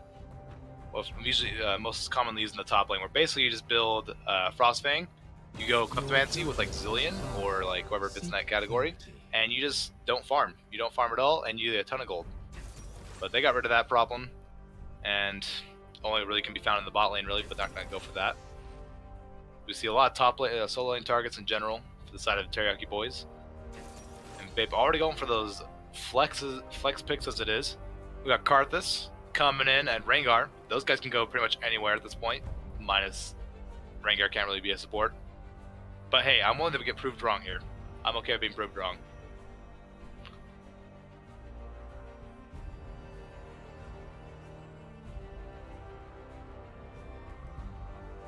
Drakkar picking his champion. Who's it going to be? Who's going to be the potential jungler? Just kidding, it's going to be an Ashe. So it's either a jungle Ashe or he's going to go somewhere else. I don't think it's a jungle Ashe. I could be wrong, but I highly doubt it. We never know. Why do I feel like you're dabbing right now? Why do I feel like you just dabbed? I did not dab, you actually. Did. I did not. I don't know what. Oh, there's a Silas getting locked in. Patch 9.3, the newest champion is locked. Here we go. This is what we've all been waiting for. And a lot of the top lane picks that are like usually dominating the lane are out of the picture. They got rid of Sion, they got rid of Urgot, Lissandra as well. They're all out. So Silas has a really free reign here to do whatever he pleases. I like the counter pick. Because Silas kind of just makes, Karthus useless. Because yeah, Karthus does a lot of damage. Silas heals so much. Yeah, Silas is W, I believe, right? Where he either does a lot of damage to you if he's above 40, or if they're below 40. It's his Q. It's his Q that does. Yep. Dang, what a champion. Aurelia gets banned away. There's like 127. It's okay, man. As Braum gets banned away, so there's no Lucian Braum bot lane. That's a good ban in my opinion. Braum is honestly like one of the He's always picked. He is always a champion that's looked at. He brings so much to the table. I don't know why he doesn't get banned out as much. Maybe because there's better priority picks, but honestly, Brahma is just so good. He's absolutely worth that ban. And there's an All-Star as well, just targeting the support role now. They want to make sure this Ashe, most definitely will get everything she needs. She won't be bullied at any time. She won't get, knocked up, tossed around, shaken and stirred. They want a nice, pleasant bot lane. There's the Echo getting locked in there. Echo's a really interesting champion right now. He used to be really great when he came out and was pretty good for a while in the pro scene, and then he kind of just fell off for a tidbit just because of some nerfs that were given to him. And now he's kind of back into the picture a little bit. He's got a really tricky mid lane to kind of deal with for enemies going up against him. And those who know how to utilize his ultimate, he can honestly not even take a single tick of damage while he fights. As Diana gets locked in, this is a lot of AP on the side of Teriyaki Boys, with Katarina getting hovered as well. They don't really have much of a tank here. They got just a lot of all-out damage, but maybe that's what they want. Maybe they want to go for that all-out, just like destroy the enemy team at all costs. Because there's actually not really much of a tank either coming in for Vape.io. Or maybe, I don't know, Blitzcrank instant locked in. Bold. And honestly, the only trade I expect to see is the Echo Lucian on the side of Vape.io. And there it is. So we have a Rengar top, Karthus jungle, Echo mid, Lucian ADC, and Blitzcrank support into Cassiopeia, Cassiopeia top, Silas jungle, Diana mid, Ashe ADC, and Pike support. And Theo Mars and Ike just switched, so it's a Rengar support and Blitzcrank top? No, might be trolling us. Probably trolling us. It's Vape.io. You never know. Past the 20-second mark, so no longer can they trade, thank goodness. Now we know for sure these are the people who are going where they're going to go.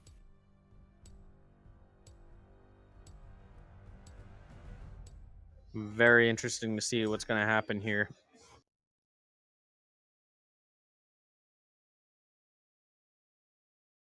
All right. Here we go for that beautiful spectator delay we all know and love. It's my favorite, man. Absolute favorite. Now, I'm really excited about this matchup. This looks like this could go both ways. Both sides got some really strong champions that they can absolutely utilize to their advantage. It's going to be depending on who draws the first blood. I'm going to see a lot of action in the bot lane. I'd imagine with the Pike and the Blitzcrank pulls across the board. I think the Lucian might just be able to get that edge in the bot lane over Ashe, because Ashe, she's a little weak in the early game. So I'd keep your eyes peeled for the Blitzcrank pulls, followed with the Lucian mad amount of damage. Though, as soon as Lucian does start to dash, Ashe can just W and most likely hit him unless he's behind minions. So they both build pretty much the same way. They both get a Blade of the Rune King followed by crit of some sort. Most times with Ashe, it's a Runeance Hurricane followed by IE, but we'll have to see which way they go. In my opinion, late game goes toward Ashe. Lucian is up there, but Ashe takes it with her Q, so we'll have to see what happens. Overall, what do you think win conditions are for this game for both teams? All right, for this, from what I'm looking at over here, they got a lot of champions that they can get fed for the side of Teriyaki Boys. If they get any inch whatsoever, they're going to extend it to a full mile if they can. They got Cassiopeia, who we saw in our first game. I believe it was your nurse, who just had a dominating performance on Cassiopeia. And so maybe Rain up here looking to copy that performance and do just that here in the top lane. They've also got Silas, who I haven't seen really get shut down that well, unless the team's really on top of it and they really know how to target him above all, so he can't really do much in that fight. Silas is a really great pick in general, and so I can see him putting his influence into honestly any lane of his choice. Really, he could go for the Diana lane to where she can snowball and just be an absolute menace to Lucian and Rengar, or he can put it into the Ashe, put all their cards into the late game, and Ashe can just have enough peel for her which unfortunately they don't have a lot of. But maybe killing is their peel. Killing is like the ultimate peel if you think about it. And so that's what I can see happening for their team. It's going to be up to Silas to choose where they want their winning, their earnings and their winnings to go, where they want their lead to snowball off of. If they want to go to the top lane, the mid lane, or get Ash for the late game bot lane carry. Or for the side of our boys over in the Vape Squadron, honestly, it's Vape gonna Squad? Vape Nation, right? Yeah, But, Vape Nation. Echo, yeah. Car's going to go on the Echo, maybe Karthus. Get the card. We also saw a very dominating performance on the Karthus. We're just relying on the Requiem, using their team fight advantage, which they do have a very good team fight. I think better than Teriyaki Boys. But that's what I'm seeing so far for like how they're going to pull a win off these guys. You got a little this new this loading screen too with them showing up. Now we can see their masteries. Now we can see how good they are at this their champions. Yep. And honestly, in my opinion, I think on the side of Teriyaki Boys, if you're Drakkar, I think you camp the bot lane, you know, that way, because bot lane, that's a lot of AD. And so I would be guessing that Blitzcrank's going to build nothing but building a lot of armor for lane phase. And so if you're Silas doing all that AP damage coming in, you'll shred through them both. Whereas, and if you camp that bot lane, Diana can carry her lane on her own, even with Karthus coming in and ganking. Same with Cassiopeia, they both can get away very quickly. Whereas Ashe and Pyke, not so quickly. So if I'm Silas, if I'm Drakkar, I camp bot lane. I wouldn't say necessarily camp, but I would focus bot lane more. On the side of Vape.io, overall, just get good ganks, get really good team fight engages. They have more of a pick comp between the Rengar and the Karthus, whereas if Rengar goes in to blow somebody up and doesn't quite finish the job, Karthus just follows it up with his ult. Echo, also one of those champs that can easily carry the game if they get fed enough. Lucian going to just spit out damage the entire game, and Blitzcrank with those engages for those picks. So we'll just have to see how it plays out overall. Yeah, for sure. It's going to rely on a lot of proactivity, especially for the side of Teriyaki Boys, where they just have a lot of people who are, if they get a lot of gold, they get a lead. It's going to be really tough to shut them down. So we'll see just how well Drakkar and Sneaky Boy utilize their jungles. Also good to point out the Salty Platoon, he went for the exhaust. Going for that spice up. He's not going to necessarily be looking for kills, but ultimately just like use more of his utility as an Echo. He has a great stun. He's got a great ultimate to kind of keep him alive even longer. And just go over benefit in the team fight. So maybe that's their strategy overall, is to rely on more of a utility-based mid lane and have Karthus, have Rengar, have Lucian do all this damage to them, hunt them down, take them out. Overall, I'm excited for this. Looks like we have both teams are one just absolute unit all together. And here we go. Look at some collision here. They see what's happening. They have no idea. And there it is, the Pyke pull. Theomar's getting dangerously low. First blood will go over to Fizzlix. As we now see the Teriyaki gods are pushing him out. There goes Karthus as well. Sneaky Boy getting dropped. And Diana picking up a kill for herself. Eviction. Great pick up there. It's going to be great for her. As Ike uses Ignite as well. Can he land a pull? Are they close enough for a pull? Ooh, he tried it. It was very, very close. As close, but no both cigar. Rengar and Karthus fault, as the entire team for Teriyaki Boys had to back. Yeah, it was a very rough start for our Vape.io guys here. That's what you gotta be. You gotta be really careful. You gotta know this in this tournament play, they're gonna be grouping up. They're gonna be all gathered up together, so gotta be very wary of that. One of my friends that just walked by said he's rooting for Teriyaki Boys. So we'll see what happens with that. It is a good flavor. I don't know about it on Boy, but you know, don't knock it until you try it. I don't think the channel Sports Cannibalism anyway, so fair warning to everybody listening to that. As far as I'm concerned, it doesn't, but... Yeah, cannibalism is not TLE approved. Yeah, cannibalism is not TLE approved. I just got the word from above. as Rengar starts to chunk down this Cassiopeia. Rain in a little bit of trouble.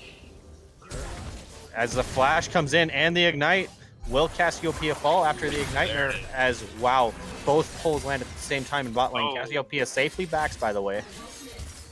George are taking a lot of damage. Carshart's going, or Crashcart going all the way, but unable to connect anything else. But great damage coming out for the side of Teriyaki boys. Crashcart physics doing great. Teleporting up. As both Karthus and Silas are near this mid lane, as Karthus goes mid and Diana's easily going to... Sneaky maybe not. Flashes away. Back out. There goes the flash for him. Level up. Just barely saved his eviction. Now on the run. Oh, a great snipe by eviction. Salty Spoon on the run. And Salty Spoon there it is. Takes down eviction. So off of that, Diana is 2-1, and Pike has a kill as well. Echo picking up the kill on that with really no punishment and able to farm as Diana teleports back to lane. Oh, here we go. Maybe a little bit of collision here. Theomars hunting down Drakthar. He's in the jungle. This is Rengar's turf. But Drakthar saying, no way, get out of here, kitty. Oh, but the trades are down. Theomar's on the run, and there he is. Sneaky boy looking to avenge that kill. Getting a little bit of Dark Harvest stacks Gets there. a Dark Harvest stack. Won't be able to catch him if Cassiopeia comes down. There it is. Unfortunately, Drakthar, right place at the right time. Theomars could not control his jungle, even though he's in the top lane. Had no summoner spells to really boot as well, so it was a very dangerous play by him, but had to go for broke there. Not much left in the playbook other than just to fight it out once you've been caught. Move on to this game. We already see 2 Dark Seals for Cassiopeia, which means those corruption potions will be very devastating to deal with. So we have to be very careful. We had a game last week where the Diana ended up at the end of the game having 3 Dark Steals and had them all game. So maybe it's a secret strat that nobody knows about. Maybe it's just trolling. We'll have to see how this one plays out. Exactly. Here we go.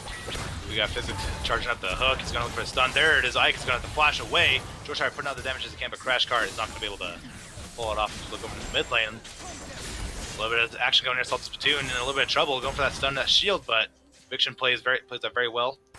Calmly well, flexing that mastery. And Physics getting a great hook on the Ike. He's in a lot of trouble getting stunned up and the ignite is on him. Crash Cart putting a lot of damage, but Physics having the flash away as well. Ike, he's gonna get dropped by Crash Cart. Now George is now on the run. Cannot fight that. Having the back out.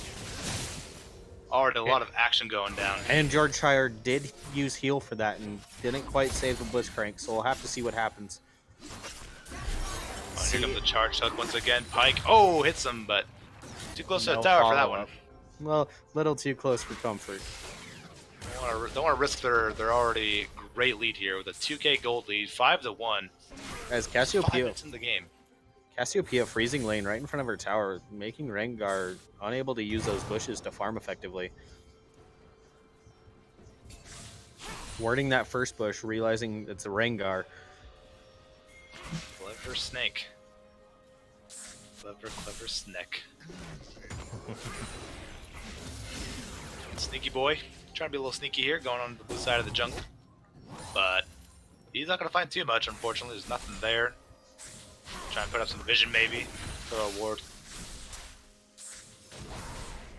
Keep everything lit up. Gotta keep that vision game strong.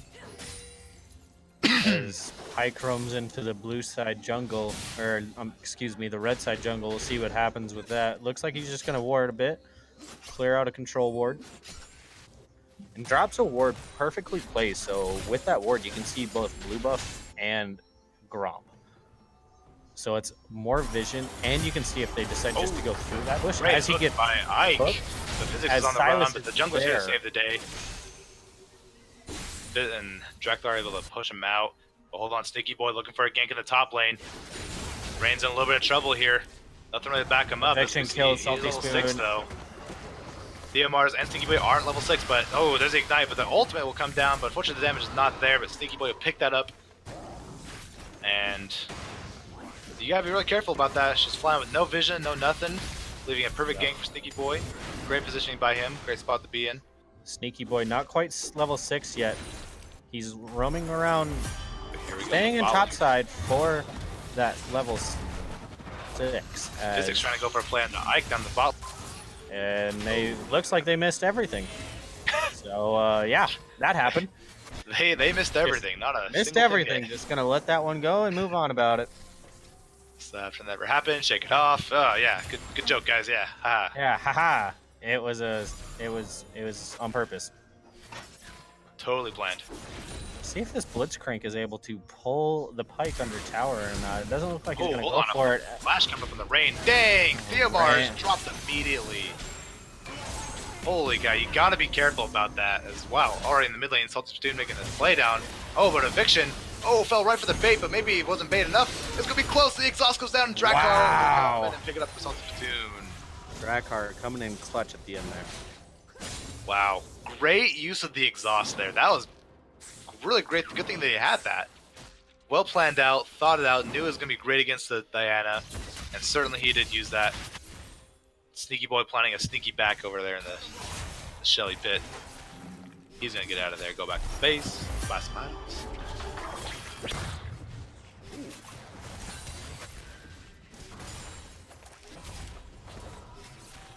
Already you can see 8 minutes in the game. 8 kills for the side of Teriyaki boys. That is a kill per minute, as my math would deduce. I mean, I'm not a mathematician by any means, but they're doing pretty great so far. They've got a 5k gold lead already as it is. Just about 4k. They're starting to close the gap steadily. Beautiful pull.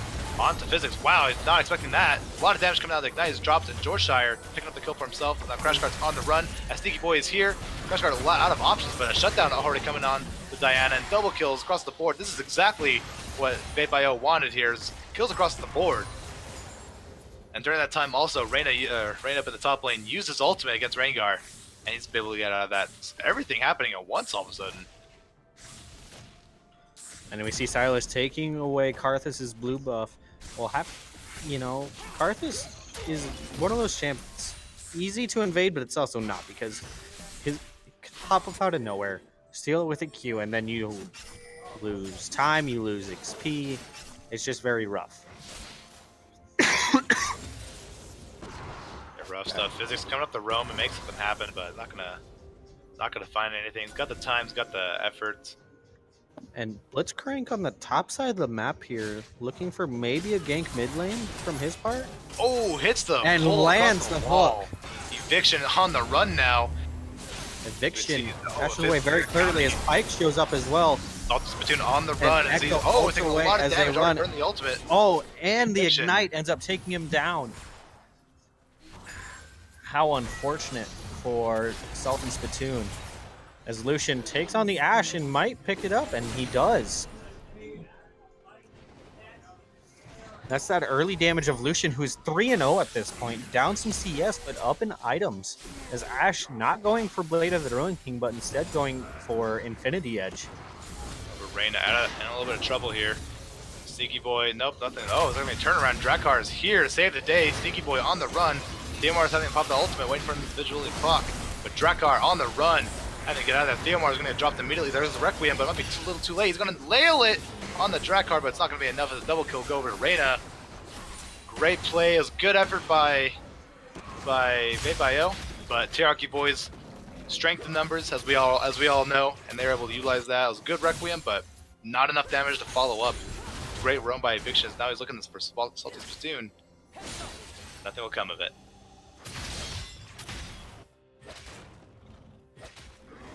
Silas still has the Karthus ult, so we won't have to wonder, is he going to use it relatively quickly?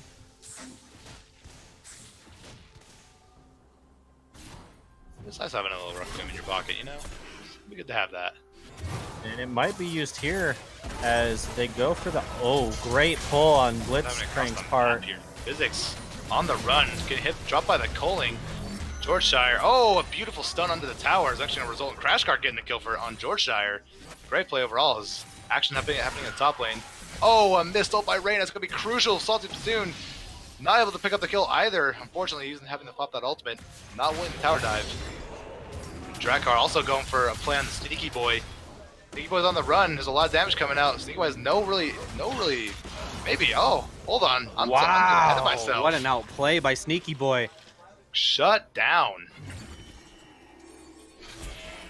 That was really great. That's something I'd really like to see. This is a back and forth game here. No one's really... Obviously, the gold lead's pretty different, so hold on. Physics coming in. Sneaky Boy in a lot of trouble. There it is, the execution. Oh, and now Ike's in a lot of trouble here. Oh, but wait. Crash Car's getting dropped. You gotta watch out for the card, this man. He's still alive. And now Physics looking to 1v1 the Blitzcrank now. And he's got no mana to boot. Physics, this is his fight to win, and there it goes. Drop the bot. Don't want that guy anywhere near you. Physics now 4-2 as a support, has the most kills for his team. But Lucian's still doing really well as he comes over to help the Echo with the Diana. Echo has to retreat. He has to back out. As Diana flashes over the wall. Echo taken rather low in this fight, and he still continues to stay. As Rengar looks like he's going to go headhunting. The Karthus ult comes out. Diana taken extremely low, but not enough damage.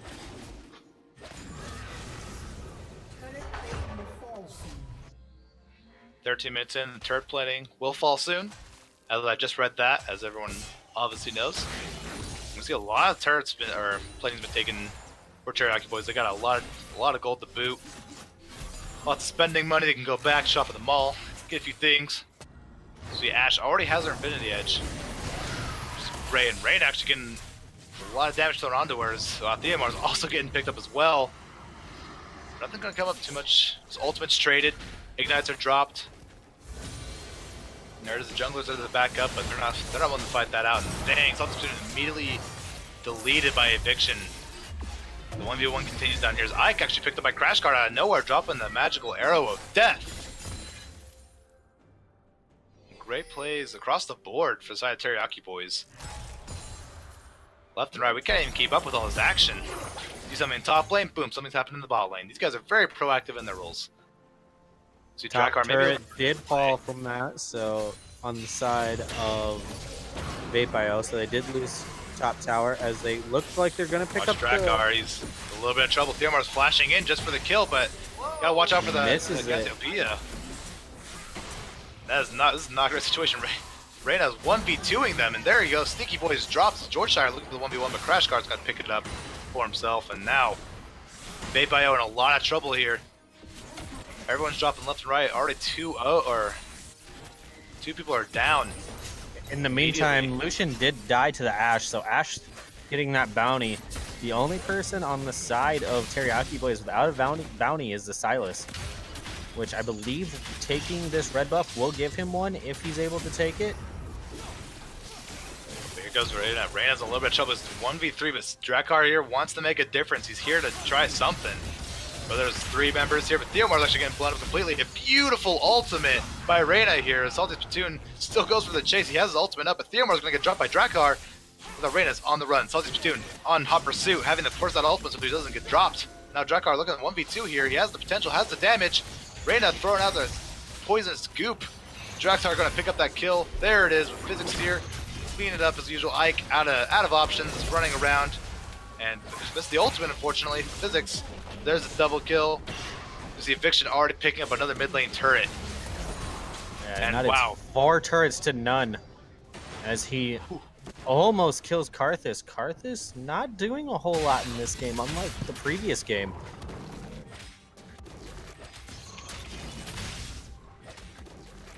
Yeah, expected a little bit more out of Karthus here. Wanted to see a little bit more. I guess he's doing everything he can with what with the cards he's dealt. You know, he's got the Diana with the quick mastery flash as the camera goes to her. Of course.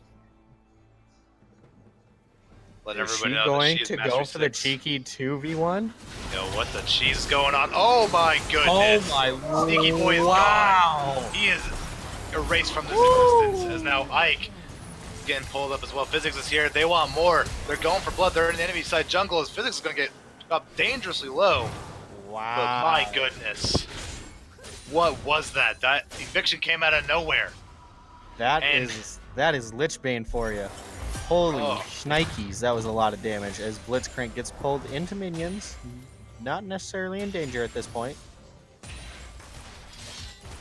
As Cassiopeia and Ash start to push this mid tower hard. Going, you know, not gladiators. Vape.io, they're out of options here. They're hitting that point where they've exhausted everything they can, and now they're kind of stuck in their base. They have very little vision on the board, and they're trying to make any productive play they can, but unfortunately there's so many members on the side of Teriyaki Boys where I guess Vape.io, they don't want them to be. And it's this unfortunate event after unfortunate event. Be really careful. You gotta use the buddy system in order to stay alive at this point.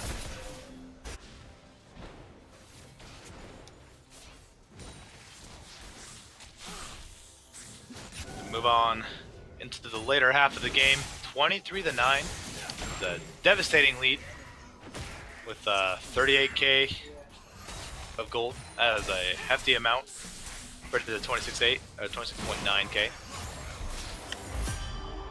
At this point, it's hard to see what's going to happen at this point. Oh, Sneaky Boy getting caught out, throwing the Requiem. That was a very preemptive Requiem. Unfortunately, he's going to get CC'd up and unable to pull it off completely, and that's something.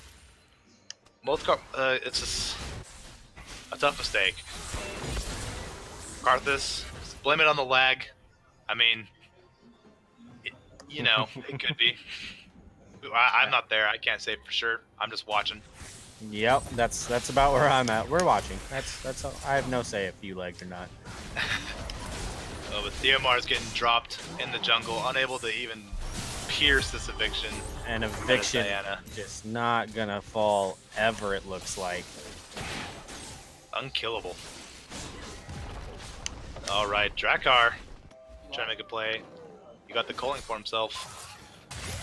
Oh, a beautiful pull, great but pull, and he just dashes over the wall. can't do much after that, You gotta have the CC immediate. If you don't, he's just gonna dash over. Kind of laugh at Jin. Oh gosh, that's disgusting. That is What not happened okay. That is not okay, Riot. Yo, this game's rated T for teens, right? Oh wait, this might be the chance they're looking for. Eviction's on the run. He got him ignited. Oh, but he's doing a lot of damage. Able to flash over the wall. George Shire taking a lot of damage on Theomar's looking for the revenge. Kenny has Oh no! No! The ignite's still I on thought her. he had it. Oh! She falls! There she goes as the rest of Vape drops. She still has a 600 gold bounty on her head, man. Like, what? Holy cow. Like, if I were in this game and I saw that, I'd be like, alright, nice, we shut her down. She's still got a big bounty. Okay. Ah, shoot, nothing. Well, we tried. You did everything. You really did everything you could. Like you blew everything on her, and it she had did 2 kill ignites her. on her. Now the trick is killing Silas and Cassiopeia. And the real trick is trying to do it all at once. That's where the magic's gonna happen. I think That's that really up to. I think that's the win condition here for Vape.io is they have to win a team fight very, very hard, take a Baron off it, and get some towers. Because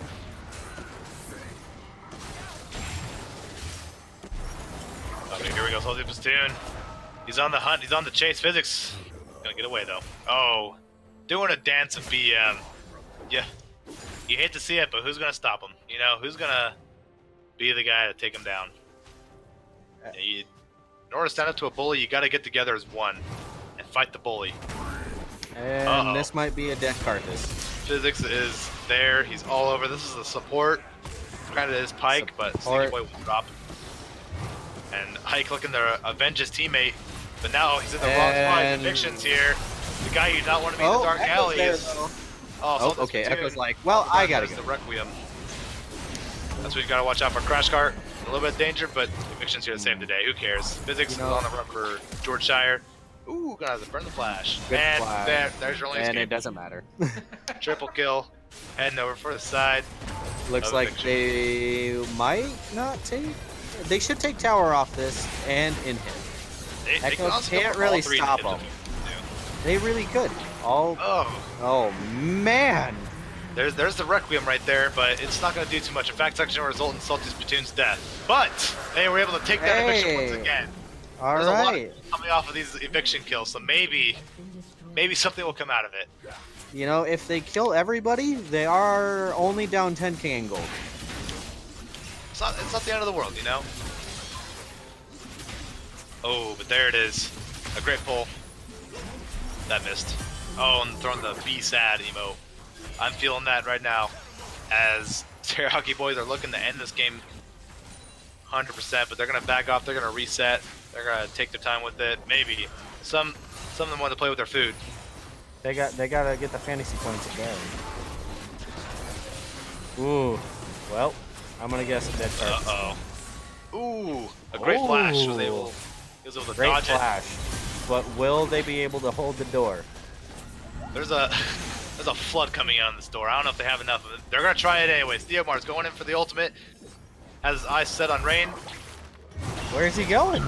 There's physics dropping dangerous low. There's the calling shutdown. Okay, alright, that's a shutdown on Pike. Salty's Platoon actually in a lot of danger, having to force that ultimate. And there's the magical arrow of death. Oh. He's in a lot of trouble. He's gonna drop immediately, but Theomar is gonna trade kills in the meantime. Theomar's With Rain. starting to do that damage.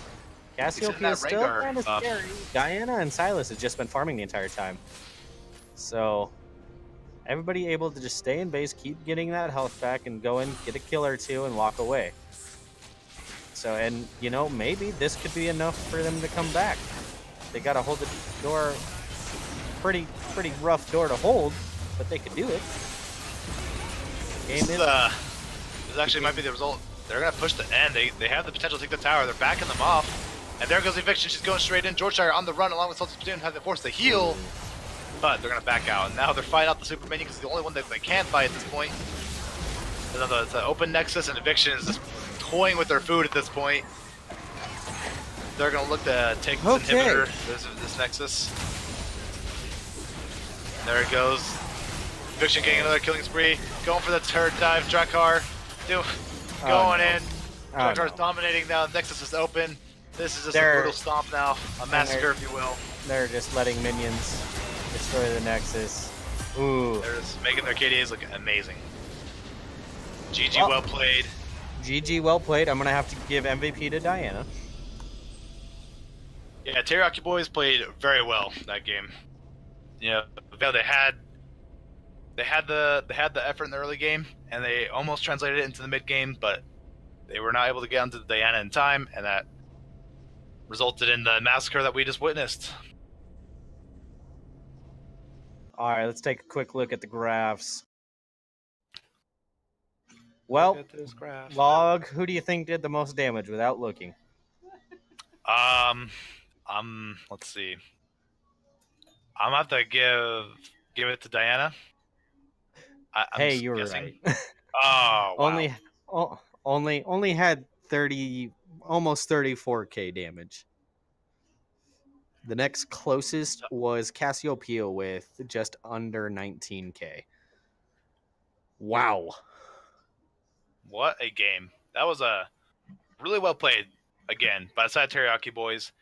They had great champions. They had a lot of confidence in their picks. You can kind of tell, just like with the Silas lock-in, with the Diana lock-in, nothing really to say the show for the draft, but then they obviously translated super well into the game and resulted in their inevitable victory, as we saw. 17-4 onto the eviction. They were only able to get 4 kills with all the targeting and all the resources they poured into taking down eviction. Simply was not enough. We saw a decimating defeat. Lots to learn again from this game. We know to ban out Diana when you see eviction playing the game. Understatement. Big O understatement. So I say we get eviction into this Discord. Let's get an interview with him. I'd have to get Rain is saying MVP himself, goes. I can probably give it to eviction or Rain or Drakkar. Yeah, one of the two. Drakkar did pretty. Honestly, though, you probably give it to physics too. You know, he played a pretty good game on that Pike. Really snowballed that bot lane. Obviously, he dropped a few kills here and there, but like he went pretty hard, and his sacrifices were not in vain as his team were able to capitalize on that. So I'm still gonna go with eviction, just for the I'm gonna cheese this bush when two of them walk at me and walk away after killing both of them. So that's my opinion. Let's see what chat says. Chat, go ahead and put your vote in. Eviction doesn't have a microphone. Send physics in. All right. So we'll send in physics. Yeah, to the caster room. Physics, go ahead and join the Aquadome, and we'll get you in.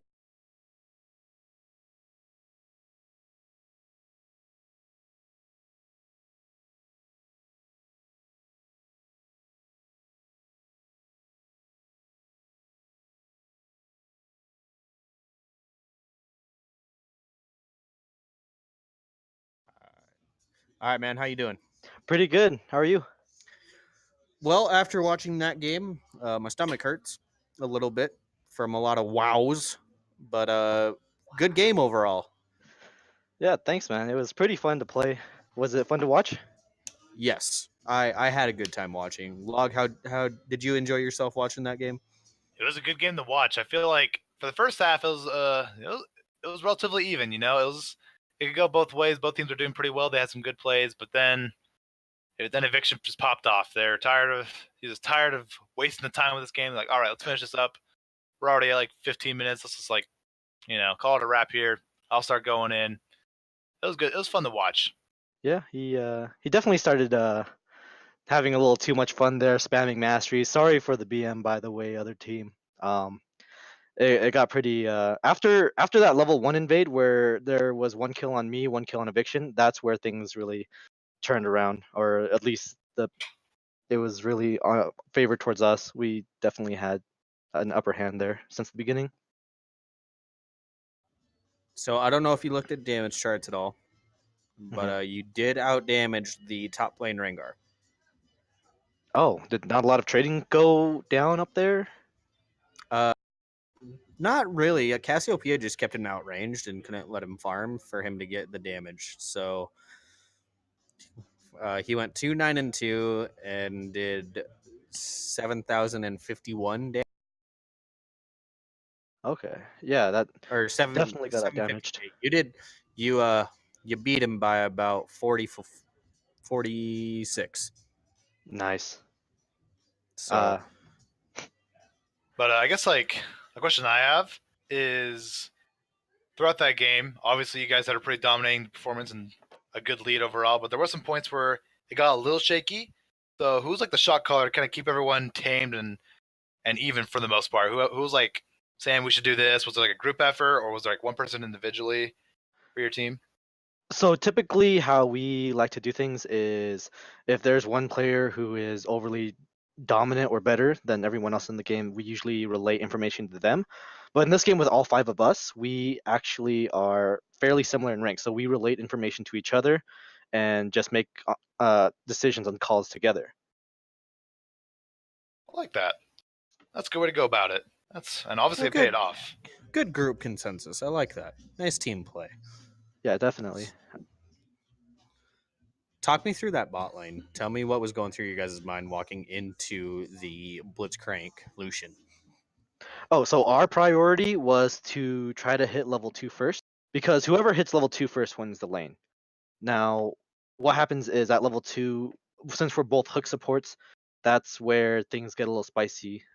Just whoever gets the hook, whoever gets the all-in, will essentially start the laning phase with the most priority. That means if you want to watch kind of a replay, or if you remember what happened in the bot lane, I hooked Lucian at the same time Blitzcrank hooked me. So we kind of swapped places, but my Ashe ended up out trading their bot lane just because we were level 2.